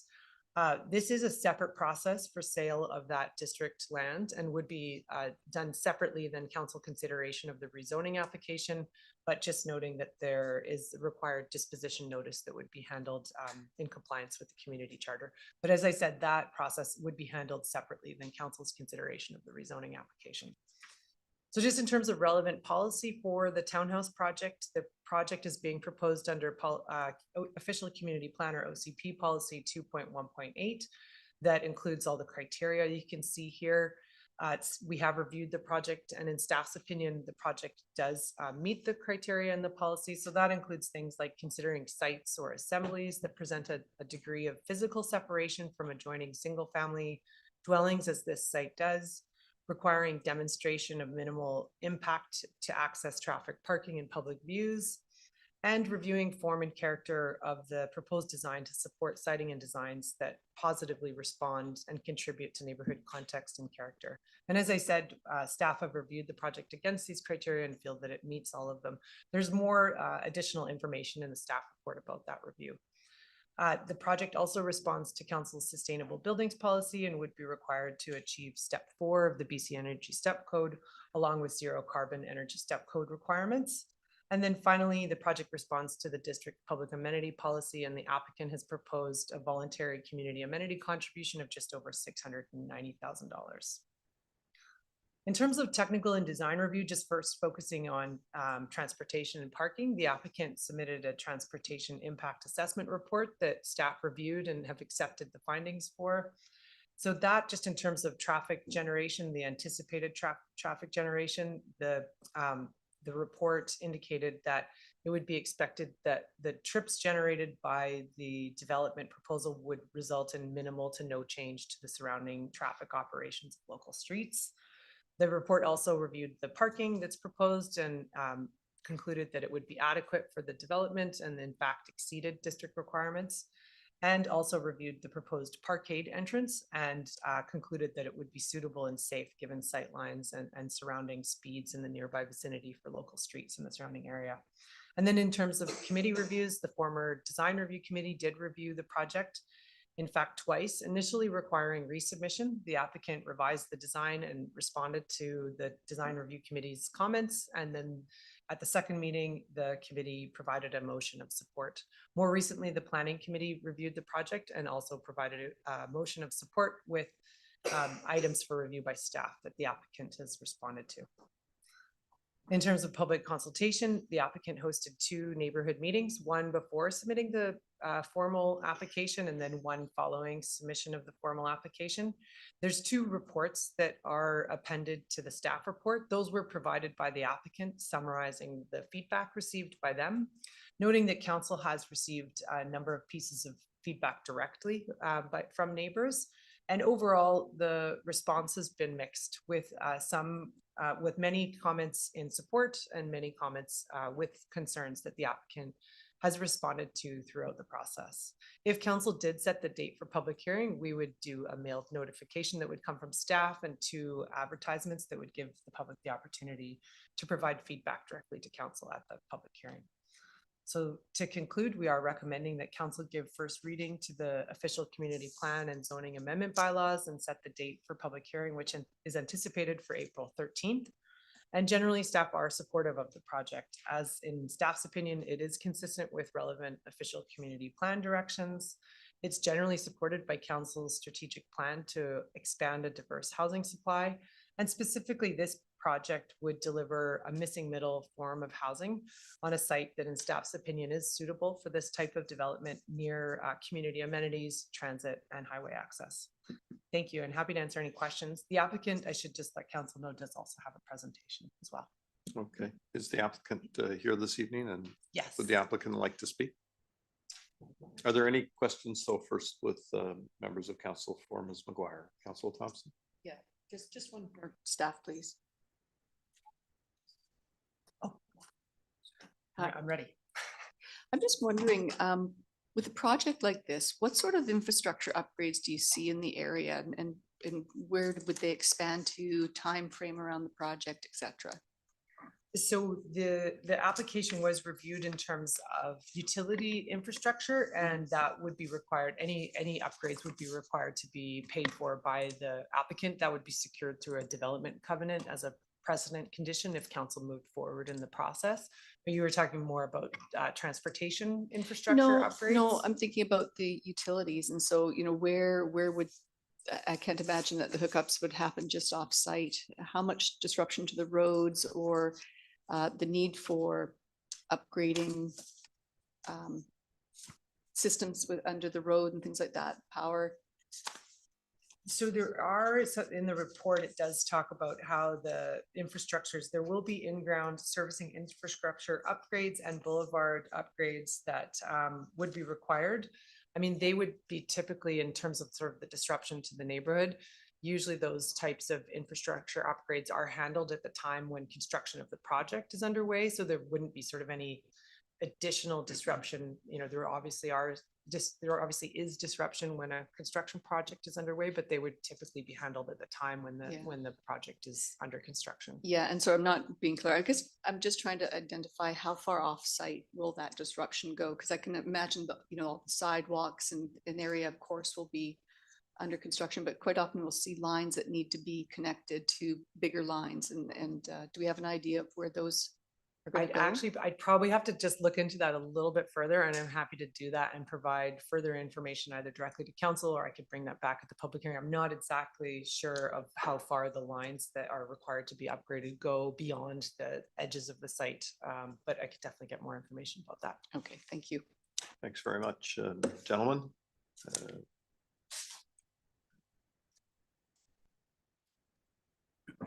If we could just start with introductions, please. Perfect, thank you.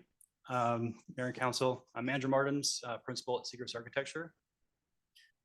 Council, Mayor, I'm Gurdeep Kainth. I'm Director of Symphony Homes Limited. I'm sorry, sir, one more time. First name is Gurdeep, surname is Kainth. Thank you, Mr.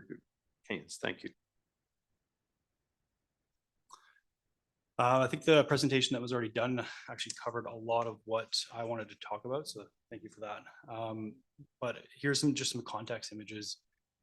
We are right above the highway. Some notable items would be the tunnel that goes right underneath the highway, and it actually connects north to south directly over to Rockridge School in Caulfield.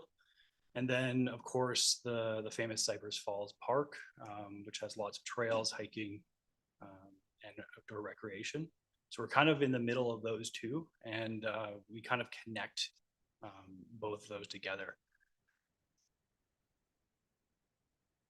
So site plan, you can see the pink and blue buildings are the single family, or sorry, the multifamily residential buildings. And then the yellow building is the standalone amenity. On the bottom there's a green line, and that represents the proposed connection, a boardwalk / trail network that connects Woodcrest Road with Wood Green Drive. And that helps continue the connection down into and under the highway, solidifying more trail connections with throughout the West Van corridor there. The interesting thing about this site is there's actually a lot of slope. So from the top to the bottom of the site, north-south, it's about 15 to 20 feet of vertical height of slope. So we had an interesting opportunity to design some townhomes that respond to that slope. And like what was already presented, it is 3 stories off the road. Now, the building total height is 4 stories. So what we've done here, if you look at the blue, is the blue portions, which is facing south. Those are the 4-story in total height. Whereas the pink would be more of the 3 stories, and then they're raised a little bit above the street. So you have a townhouse type steps that actually you walk up and you feel at home on top of your porch, front door porch. What this does is it actually creates interesting type of housing, which is missing, and it kind of falls in that missing middle housing, which on that bottom floor of that 4-story, we're able to create a 1-story housing unit. And it's a wider, longer unit, actually made out of concrete that is very accessible. So it's meant really for downsizers and people that maybe want to downsize and don't really want to be in a tower, but still want a patio and a garden approach. All of those units, I think there's 13 of them. They're all concrete, they're all 1-story, and they all have their own direct access to their own parking. So that there's actually within the parking itself, parkade, there's individual garages, and each of those have access to each of those units. So there's, I personally think it's a very special type of housing that you have your own garage, you have your own access, and a certain amount of them, I think 5 are actually accessible from that access. The other 7 or 8, you walk up your own private stairs into your townhouse unit. So very unique housing. And then on top of that would be a 3-story, and some of the units are 2-story, 2-bedroom, 3-bedroom layouts with storage, with dens, with flex areas that are more geared towards families and people that want to really grow up. So maybe move on to next one. So I really want to just kind of go over some inspirations. Of course, the street names kind of say it all, right? Like Wood Green, Woodcrest. We're in a very natural setting. We're in a forested, right on the edge of forest. We're by very strong stream and creek. Our material palette that we really wanted to use, and as well as the forms, the shapes, and the design, is really inspired around wood, forests, and natural settings. So we have oranges that mimic a cedar wood, and we have soffits that mimic a cedar, as well as some brown woods and grays and blacks. So very neutral colors, and we also included a lot of strong stone elements, as you can see from the renderings in front of you. So a lot of vertical forms that are broken up with strong horizontal forms, with traditional fascias and wood looking soffits. I think at this point, maybe Council and Mayor, if there's questions, we'd like to happy to answer those. It has been a few years since I've walked through that walkway under the highway. I don't know what kind of condition it's in. It's okay? Is it got, I mean, there was a time when it wasn't very good. So it's okay? good. Okay. Thank you. Councillor Watt, please. Yeah, thank you for the presentation. I'm confused about the tree situation and maybe Ms. McGuire can help with that. I see that there's 219 trees on the lot and I thought I read that 179 were to be removed, but you said there were to be more than 100 retained. Maybe I got that incorrectly. Ms. McGuire?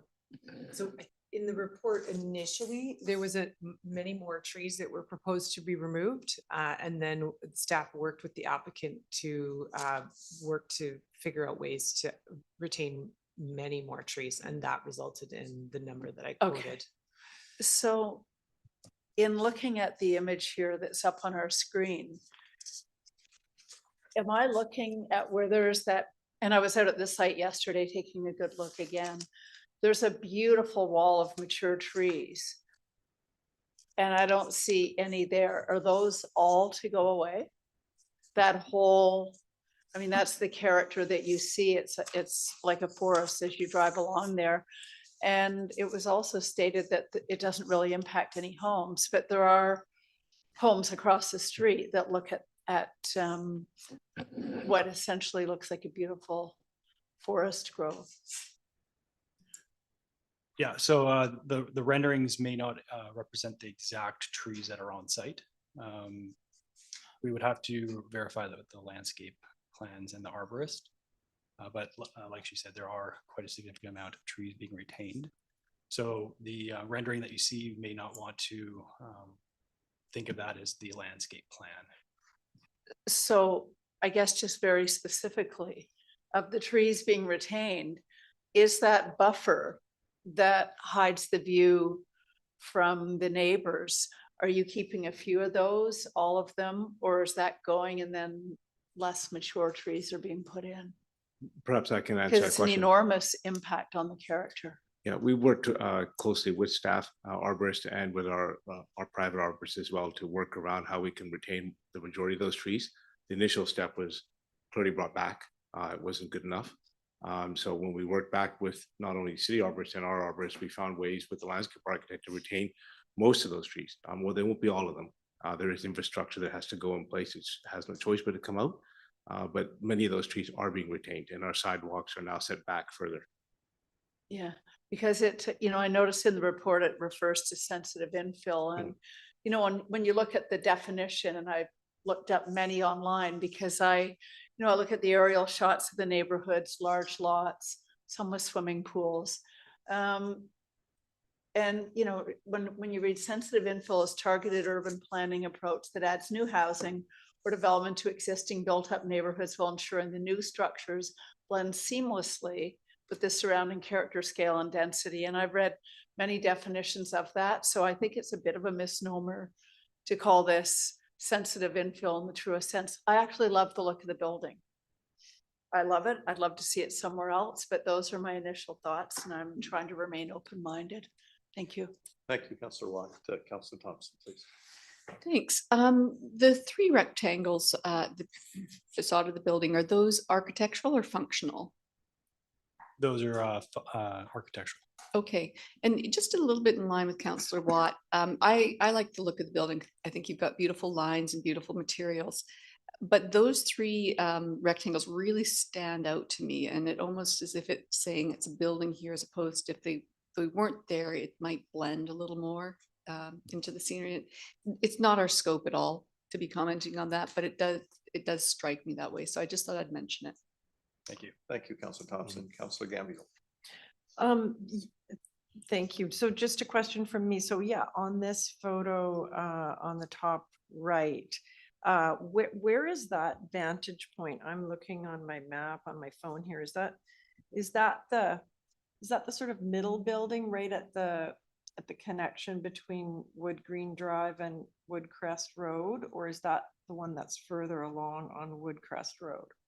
Yes, the one that you're specifically looking at right now would be the one on the left, on the top left. So basically the center top left. But both of the buildings along Wood Green and Okay. Wood Green. Okay, so right or across about from where the bus stop is right now. Correct. Yeah, got it. Okay, thank you. Thank you, Councillor Thompson, or sorry, Councillor Cassidy, please. So thank you very much for your presentation. So what type of sound barriers do you have to separate this property from the Upper Levels Highway? Because it completely abuts it. Yeah, I can take that question and Andrew can follow up if needed. Our installation is AXP, which is placed on the outside of the building as opposed to the inside. That's also in line with achieving step code 4. Along with step code 4, we're also triple glazed windows. In addition to that, the materials that we're using are also, I won't say their primary function is not sound absorption, but they do have an element of that as well. Retaining the trees is also allowed us to also decrease the noise volume coming from the highway. Okay, and so I'm sort of confused. You say there's one level living on the bottom. Is that Some of the units. on some of the units? Okay, all right. I can further elaborate on that. So of the 4 pink buildings that you see on the site plan, the blue area is the lower unit, which is the ground unit. And those ground units are what we call garden units, and they are a single level unit. And in this case, they're, correct me if I'm wrong here, but roughly 1,400 square feet, all on one level. And those ones also provide direct access to the parking. Some are flat, so their disabled access is very convenient. Some have internal stairs with a private garage. Okay, and so essentially the doors and the width of the doors and everything else would be wheelchair accessible. Yes, that's correct. And they're 1 or 2 bedrooms? They're, I think, primarily 3 bedrooms. There are 2 bedrooms plus flex. Okay, thank you very much. Thank you. Any further questions from members of council? Seeing none, Councillor Gambier. Yes, is that because I'm supposed to make the motion? Well, Yes. it's up to you. Okay, right, sorry. No, okay, so I will do that. There are no public questions. No, I know that. Yes, okay. So thank you. Thank you, gentlemen. I will be happy to make these motions. I will recommend that opportunities for consultation on the proposed official community plan amendment with persons, organizations, and authorities as outlined in the report dated February 17th, 2026, be endorsed as sufficient consultation for purposes of section 475 of the Local Government Act. Thank you. Thank you. Any discussion? I'll call a question. All in favor? Motion is carried. Thank you, Councillor Gambier.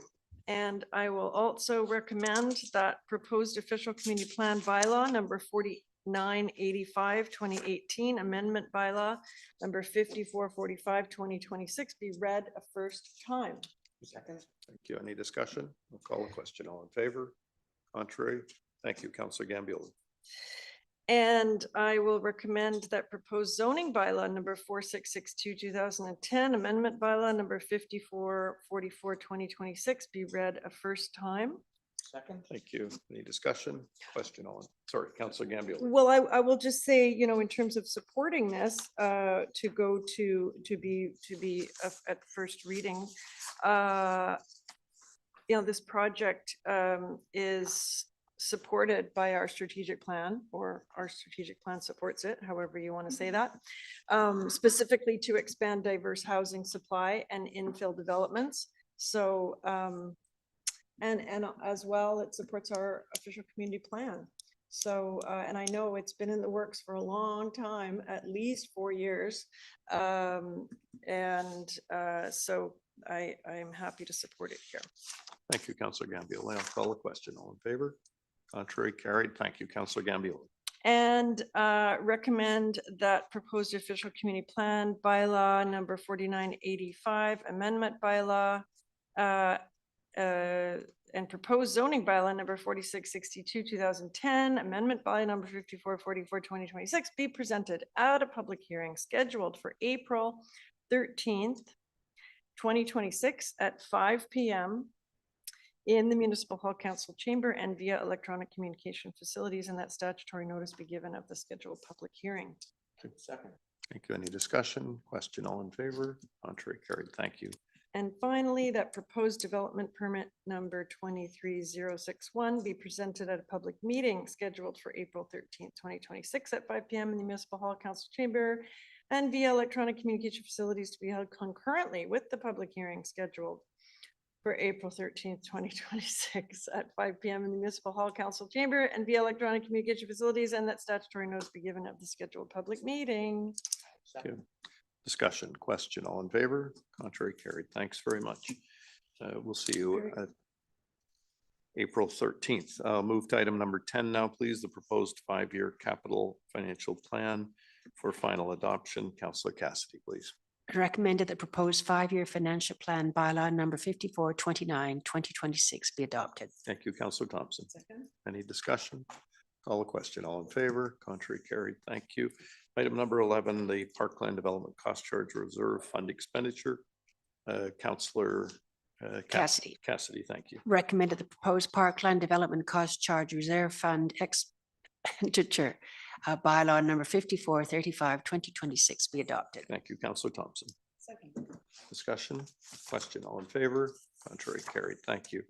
The proposed youth activity expenditure bylaw, Councillor Watt, please. I'd like to recommend that the proposed youth activity fund expenditure bylaw number 5438, 2026 be adopted. Thank you, Councillor Cassidy. Any discussion? Call a question. All in favor? Contrary, carried. Item 13, the proposed official community plan for 6085 and 6093 Marine Drive. Councillor Gambioli, please. Thank you. Well, this is exciting. I think that we're here tonight because, hang on, I just need to type something in so I can read what I want to read. So public hearing, how long ago was that? Only 2 weeks ago? 2 weeks ago. Sheesh, seems like longer. Okay. So I would like to say that, yes, I will be supporting this. And I think that one member of the community wrote to us, and I thought it was superb. So forgive me, but I'm just going to read it. This person said, like many people, I chose to live in West Vancouver because of the quality of life it offers. It's no surprise to me that West Vancouver was recently recognized as one of the most livable communities in the country. That's something we can all be proud of. But at the same time, we know that our housing options don't work for everyone. There is a real gap when it comes to affordability and variety. Too often, the choices are limited to older apartment buildings or single-family homes with very little in between. Housing that fits into that middle range is badly needed for younger residents who want to stay in the community and for older residents who want to downsize without leaving it. I currently live in an apartment myself, and I know many seniors who remain in large family homes simply because there are no suitable alternatives nearby. Developments like this one help address that gap. They allow West Vancouver to grow in a way that is thoughtful and respectful, without dramatically altering the feel of our neighborhoods. This proposal adds to the community rather than changing it. So I thought that was a great, those were great thoughts. Just in terms of the details of the proposal itself, I'm a little bit concerned that in that spot that the units are going to be lacking a little bit in sunlight. And I would say that the landscaping needs to be pretty low trees that are going to be planted around it. That would be my only big concern. And of course, we need to ensure a robust traffic management plan, which limits disruptions, especially at school pickup times, which are, you know, some of the comments that we received. I don't know about moving the bus stop. I doubt that's very feasible, but Just on that, can I just interrupt on that one point? I think there are 2 bus stops there. And I live really close to this, but there is an existing bus stop. And then there's another one by the Rex. And I'm surprised that there are 2 in that close of proximity. And it's only this development that really drew my attention to that. All right, well, I'm going to leave that up to the engineer. Yeah, I think, but I just. Our engineering team. But anyway, you know, this really supports our strategic plan and our OCP. And so I'm happy to support it. So now I will read the recommendation that Proposed official community plan bylaw number 4985, 2018, amendment bylaw number 5394, 2026 be read a second and third time. Second. Thank you. Any discussion? Councillor Cassidy. Yes, so I won't be supporting this project. I think I gave hints, well, probably said it pretty clearly. I agree with most of the statements that Councillor Gambioli has made. I think overall it is a good project. And I think there is definitely a need for such a commodity within this community. Unfortunately, it does not have access by way of elevators. And I think that at least one or two of those units should have that opportunity for those who are physically challenged. And that may be by way of wheelchair or the fact that the legs ain't what they used to be as they grow older. And I gave two examples of excellent projects in the Dunderave Ambleside area, the Hollyburn Mews and Stones Throw. And one of the reasons I'm sure, other than the fact they were well designed projects, is the fact that there are elevators within those units, and the owners of those, either the infrastructure was there or the elevator was there, but the elevator is now there. And I had a friend who recently passed away, and he lived in a duplex, 3-story duplex on Marine Drive, passed away at the age of 95. And he lived independently until the day he died. And he said to me, Christine, the only reason that my wife and I were able to stay in this unit is that the infrastructure for an elevator went in. And then in due course, we paid to have that elevator. So we talk about allowing our populace to remain independent through the course of their life, then this project is not going to afford that. It is going to gear itself towards a certain section of the community. And also I'm very concerned that there's no separation between the property and the sidewalk or the property and Marine Drive. Because if couples come in there with children who are going to go to Glen Eagles School, then you're putting those children at risk. I also think that since this property is essentially free to BC Tel, since you've owned it for eons, that you have the largesse to be a little bit more generous in what you offer, because it's very profitable to you. And I don't think you need a unit at the back, unit number 12. I think that's just a little bit of greed right there. So that's my 10 cents or 2 cents, but I will not be supporting the project. And it is the mix, the fix is so simple, and yet you didn't bother to listen. So thank you. Thank you, Councillor Cassidy. Councillor Watt, please. Yeah, thank you.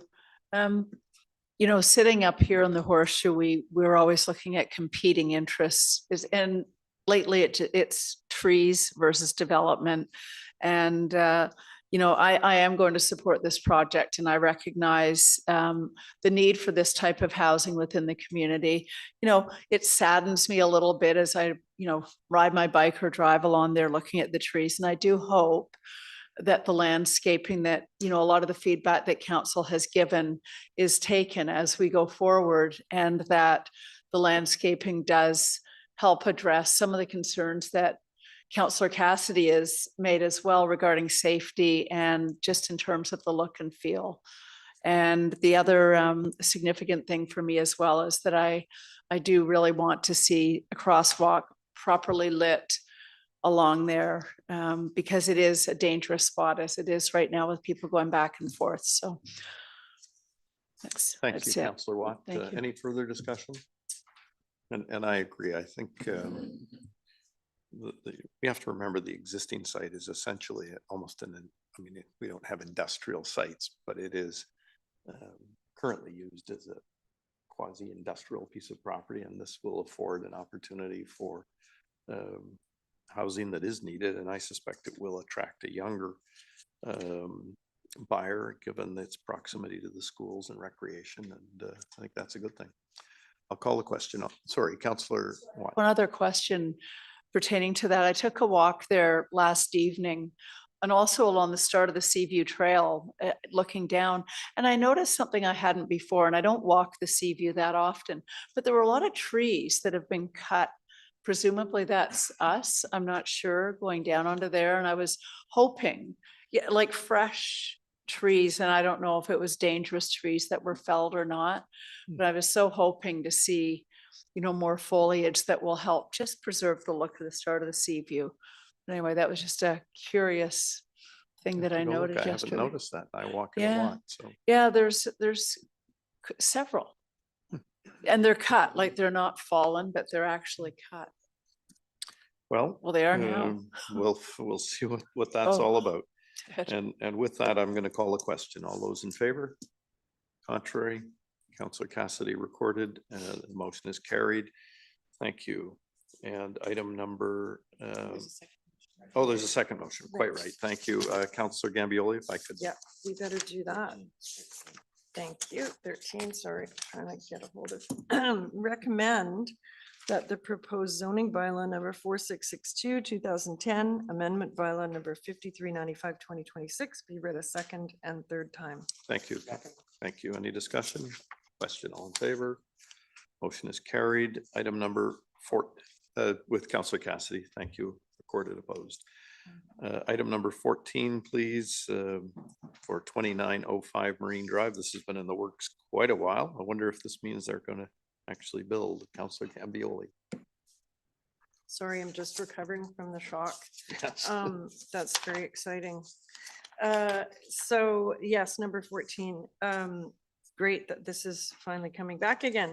So I'll recommend that the proposed official community plan bylaw number 4985, 2018, amendment bylaw number 5296, 2024 be adopted. Thank you. Councillor Watt. Any discussion? Question, all in favor? Motion is carried. Thank you. Item number 15, please. And second motion. Oh, God, I recommend did it again. Sorry. Next motion, please, the Councillor Gambioli. proposed zoning bylaw number 4662, 2010, amendment bylaw number 5297, 2024 be adopted. Thank you, Councillor Watt. Question, all in favor? So happy. Contrary, carried. Thank Wow. you. Item number 15, please. Sorry, there is a third Oh, motion. for one this. more, sorry. Oh, there is. There's another. motion. Recommend that proposed development permits 23-101, which would regulate the form and character of the proposed 5-unit townhouse building and landscaping be approved. Thank you. Discussion, question, all in favor? Contrary, the motion is carried. Thank you. Very exciting. Item number 15, the minor amendments to fees and charges. Councillor Thompson, please. And that proposed business license bylaw number 4455, 2005, amendment bylaw number 5419, 2026 be adopted. Thank you. Is there a seconder? Councillor Watt. There we go. Yeah. Okay.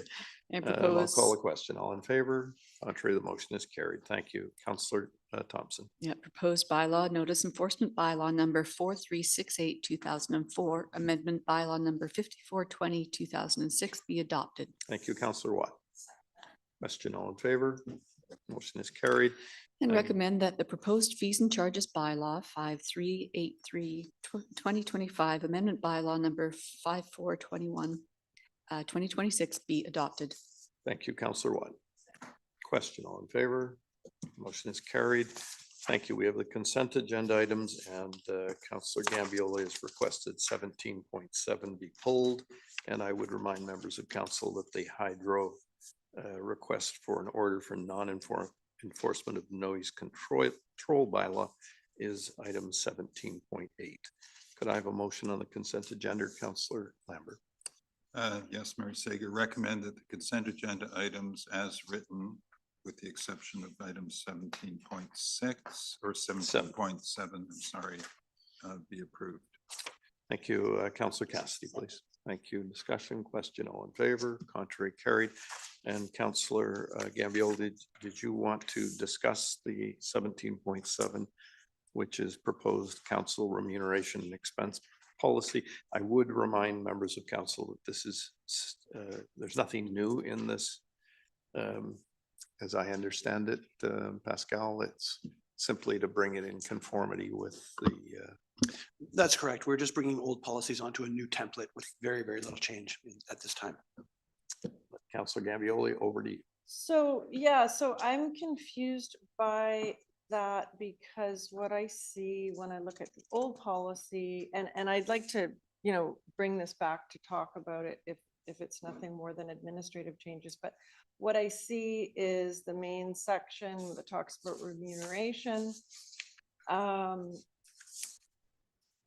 And it talks about, I just see a disconnect between it says the level of honoraria, I'm looking at section 2.1D now, levels of honoraria be re-examined every 3 years by employing a process which takes into account, et cetera, honoraria is intended to remain in line going forward with the remuneration offered by the following 4 comparable municipalities: North Van City, North Van District, New Westminster, and Maple Ridge.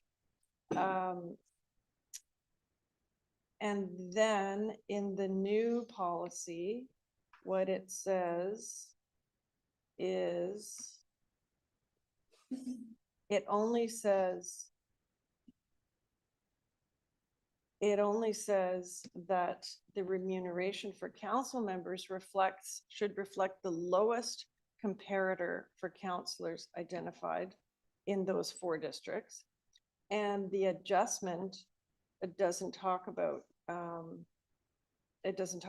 any kind of review anymore. So I don't see that they're the same. I think that's a pretty big difference.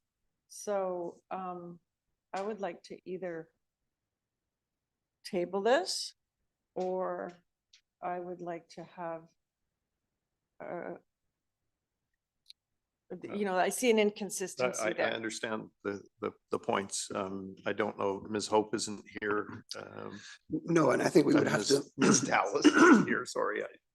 Fair enough. Mayor Sager, thank you. I think we would have to defer to the Director of Human Resources. This is an HR policy. Legislative Services was simply helping them to put it on to this new template, essentially. I don't see the Director of HR in attendance. I don't know if she was aware that this would be posted. She was aware, but to be fair, I told her it's too late in the agenda, and I told her if there are any questions, we'll bring it back. So I do think if Councillor Gambioli has these questions, I'd be more comfortable to ask someone to table it so we could get a report from Right, her. and I also would like to say, I mean, I don't know the proper, you know, the best way to look at this, if we look at all of it, or if we, I don't know how important the administrative changes are to be brought back right away.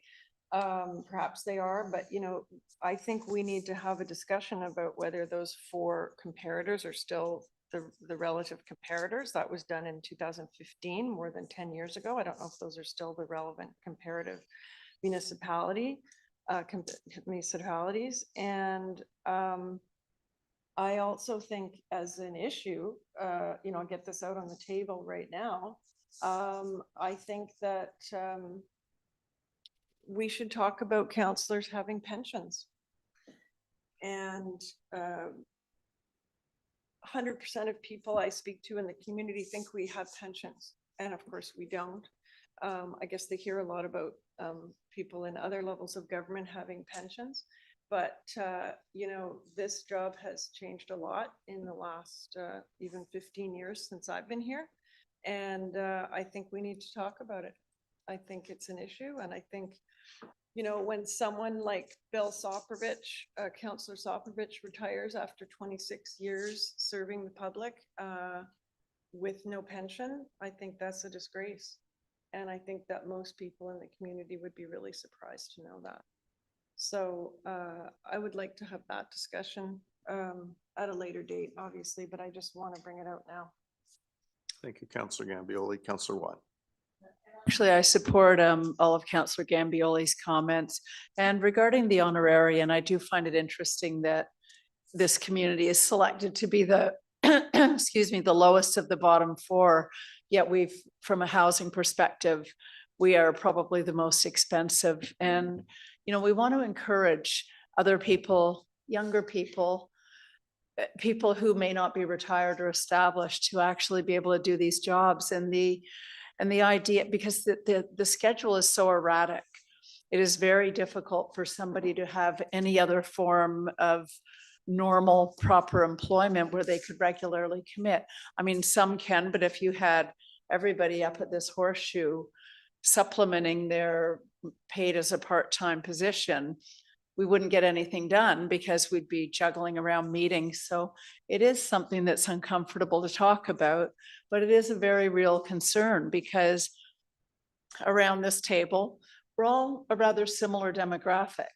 And in order to encourage a younger demographic to come and sit here, you know, as Councillor Gambioli talked about 15 years ago when she started, yes, we had the internet, yes, we had social media, but what we didn't have was people bombing and texting you 24 hours a day. And, you know, you're wherever you may be on a Sunday, you're picking up your phone and responding. So I do think it is time for a review of that. And in particular, a review of how you encourage people in West Vancouver, I'm not going to speak about other communities, to actually want to come and do this kind of work when you are restricted financially with no pension, and we are paid a rather small honorarium compared to pretty much anybody else working at the municipality except casual people at lower levels. So it is important to correct any perception that the public may have as to how council is reimbursed and what the expectations are. So I agree to defer it for greater discussion. Let's defer it. We can have a full discussion. And now let me tell you what I really think. No. And I can tell you, having first been elected in 1979, it has certainly changed over the years, and we can have a full discussion of it when it comes back. I have a motion then. Do I, Councillor Gambioli, to table? Moved, seconded. Sorry. Is there a specific date to which we're deferring this item or just to a future council meeting? I think Sooner than later, but it depends if you want that research done about any information. I'll work with staff to bring it back as soon as possible and Thank to you. see what is required. Thank you. I'll call a question on the tabling motion. All in favor? Contrary, the motion's carried. Are there any reports from members of council? I should just say we are working on bringing forward a report from Metro on the wastewater treatment plant. And I would encourage, I'm hoping it will be at our next meeting and a full presentation. And at that time, I'd also bring a report on the work of the governance committee. But that can be a separate item at the beginning of the agenda, not the end. I don't see any other reports, so I don't think we even need a motion for that tonight. Are there any questions from members of the public? Thank you, Mayor Sager. I have a speakers list with 3 names on it. Pardon me. The first name is Shelley Markwart, followed by Kirk Lapointe and Melinda Slater. Thank you, Ms. Markwart. Thank you for joining us this evening.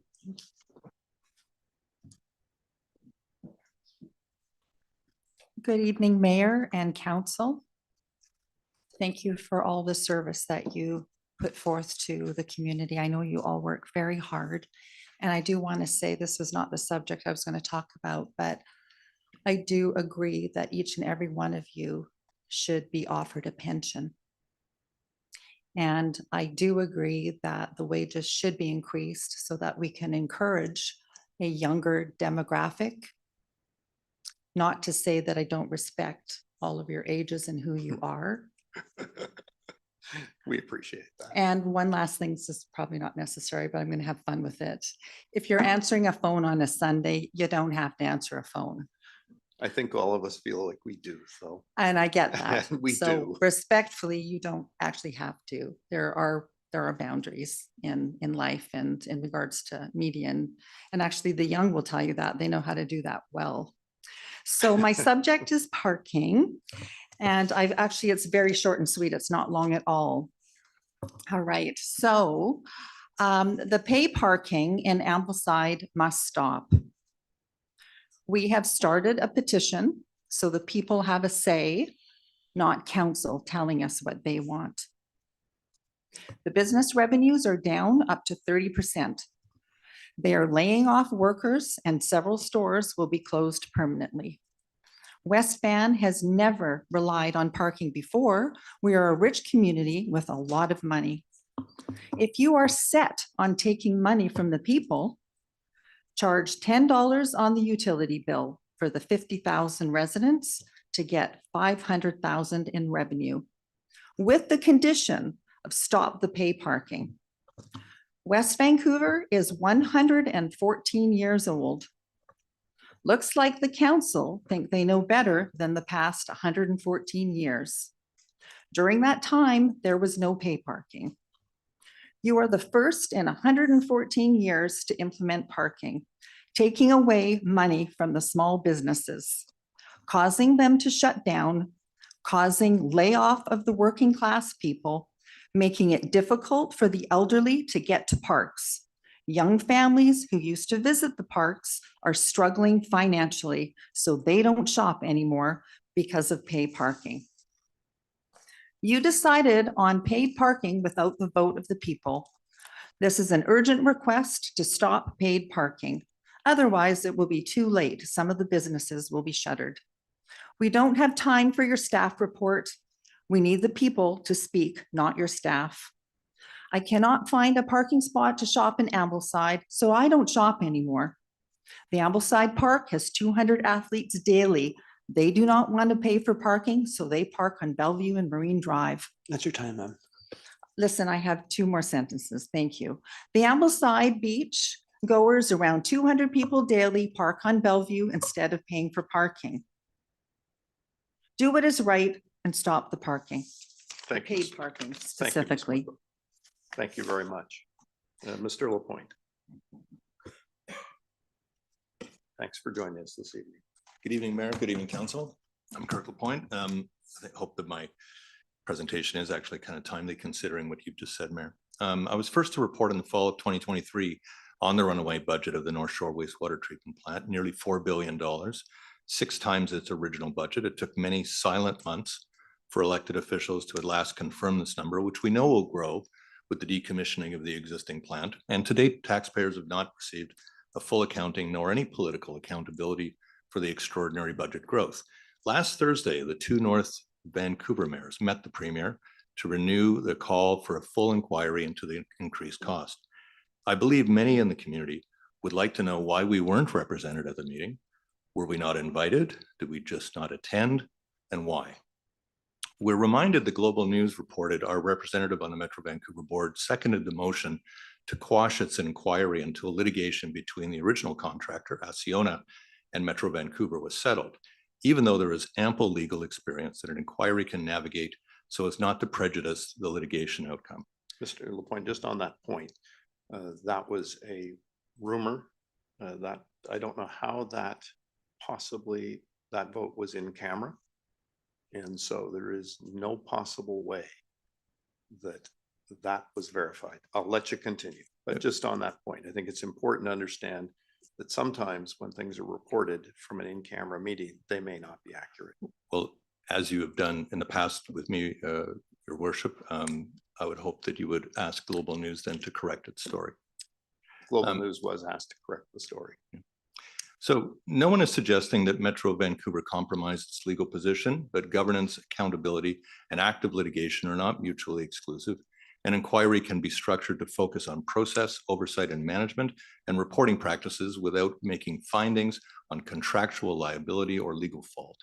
Courts and public bodies across Canada routinely manage parallel proceedings through clear terms of reference, phased reviews, and in-camera protections where necessary.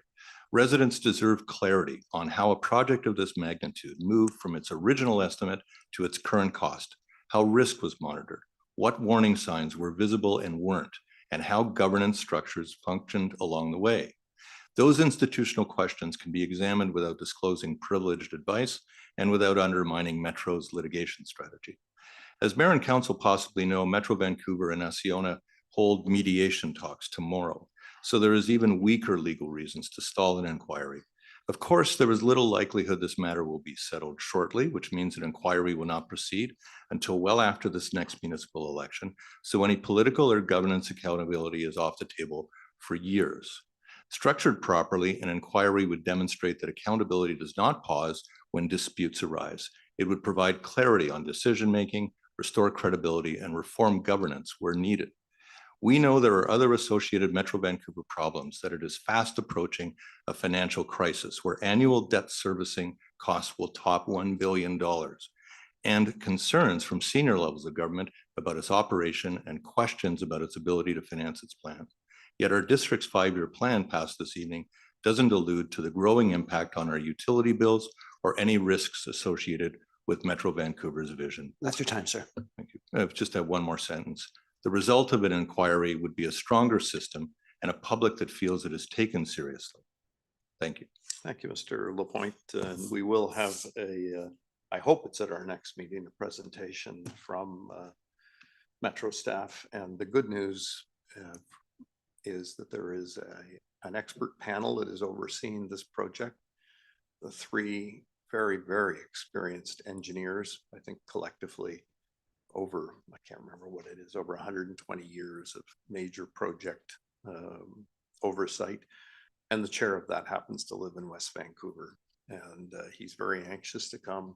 He will give a very candid and honest, in my opinion, assessment of where the project is at now, how it is being managed, the steps that we have put in place. And you may not know, I was appointed right after being elected to a small panel of elected individuals to examine what went wrong with the original bid proposal. And I know exactly where to point the finger to, but there's just sometimes you can't do it. And what's important now to our community is how we go forward.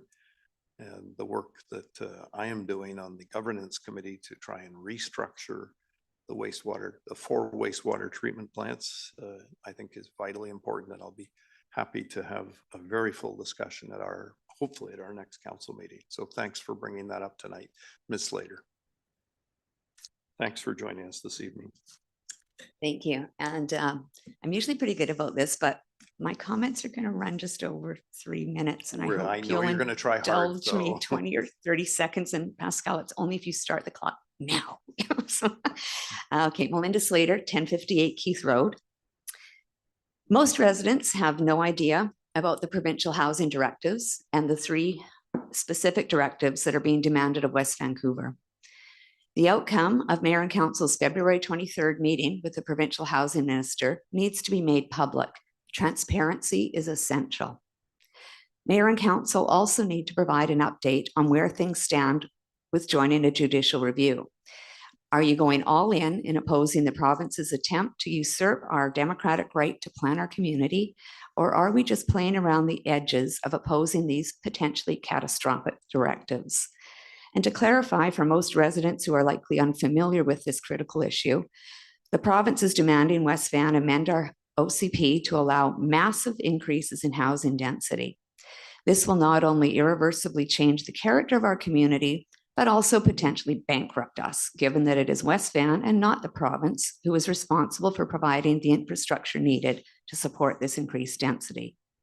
And I think Councillor Gambioli raised a concern about joining a JR without having a discussion with municipal lawyers, and she is absolutely right. It is imperative that Mayor and Council understand the implications and the potential outcomes of a judicial review. Without a good grasp of this and what other legal options are available, Mayor and Council risks making incredibly harmful decisions, such as pushing through the highly controversial Ambleside Centre LAP with dangerously mistaken reasoning that it's better for Mayor and Council to approve the LAP, no matter how objectionable, than it is to have it forced on us by the province. But such rationale is flawed because even if the province manages to enforce the draft LAP, if a JR is successful, the LAP could be overturned. The Supreme Court could reverse it because it was illegally imposed. Whereas if Mayor and Council approve the LAP, we are stuck with it. And that's the kind of thing your legal counsel can clarify.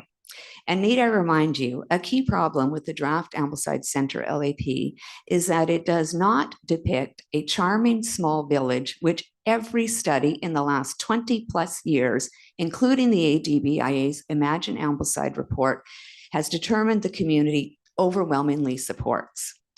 So I want you to stand up to the province in no uncertain terms. Do not, I repeat, do not negotiate with them. If we are serious about challenging this harmful, undemocratic interference in our right to plan our community, now is not the time to start making concessions. In closing, I reiterate the need for transparency. Please provide a fulsome update on the provincial directives and what mayor and council are doing. And I implore you to consult with our municipal lawyers to understand how we may prevent enforcement of these directives, or if they are forced on us, if they may be overturned with a successful legal challenge. Failure to make this decisive action represents a serious dereliction of duty to our community. Every delay or inaction places the well-being of our residents at risk and undermines the trust placed in you to serve and protect our interests. It is imperative that you act with urgency and accountability. Thank you. Thank you, Ms. Slater. As I'm sure you know, I trust followed, I'm probably the one leading the charge around Metro Vancouver on this issue. And I do think you'll hear from council very shortly. I would look forward to that, and I'll Thank keep pushing on it. You know that, so. Well done. Any further questions? Seeing none, I'm going to ask for a motion from Councillor Cassidy to adjourn the meeting. Yes, thank you. May I just actually make one comment? Of course. Okay. Sometimes when a member of the public has to speak, there's perhaps a need to interject. I was wondering if we could tell the member, if we interject, if we could make up their time. Oh, of course we do. Great. We No, do. it sounds, No, but it absolutely. gives them a level of confidence when they speak that they don't have to rush. Good Thank you. I point. appreciate that very much. Thank you. Okay, I recommend that the March 9th, 2026 regular council meeting be adjourned. Thank you, Councillor Gambill. I'll call a question. All in favor? Contrary carried. Thanks very much, everyone. We'll see you on March 13th.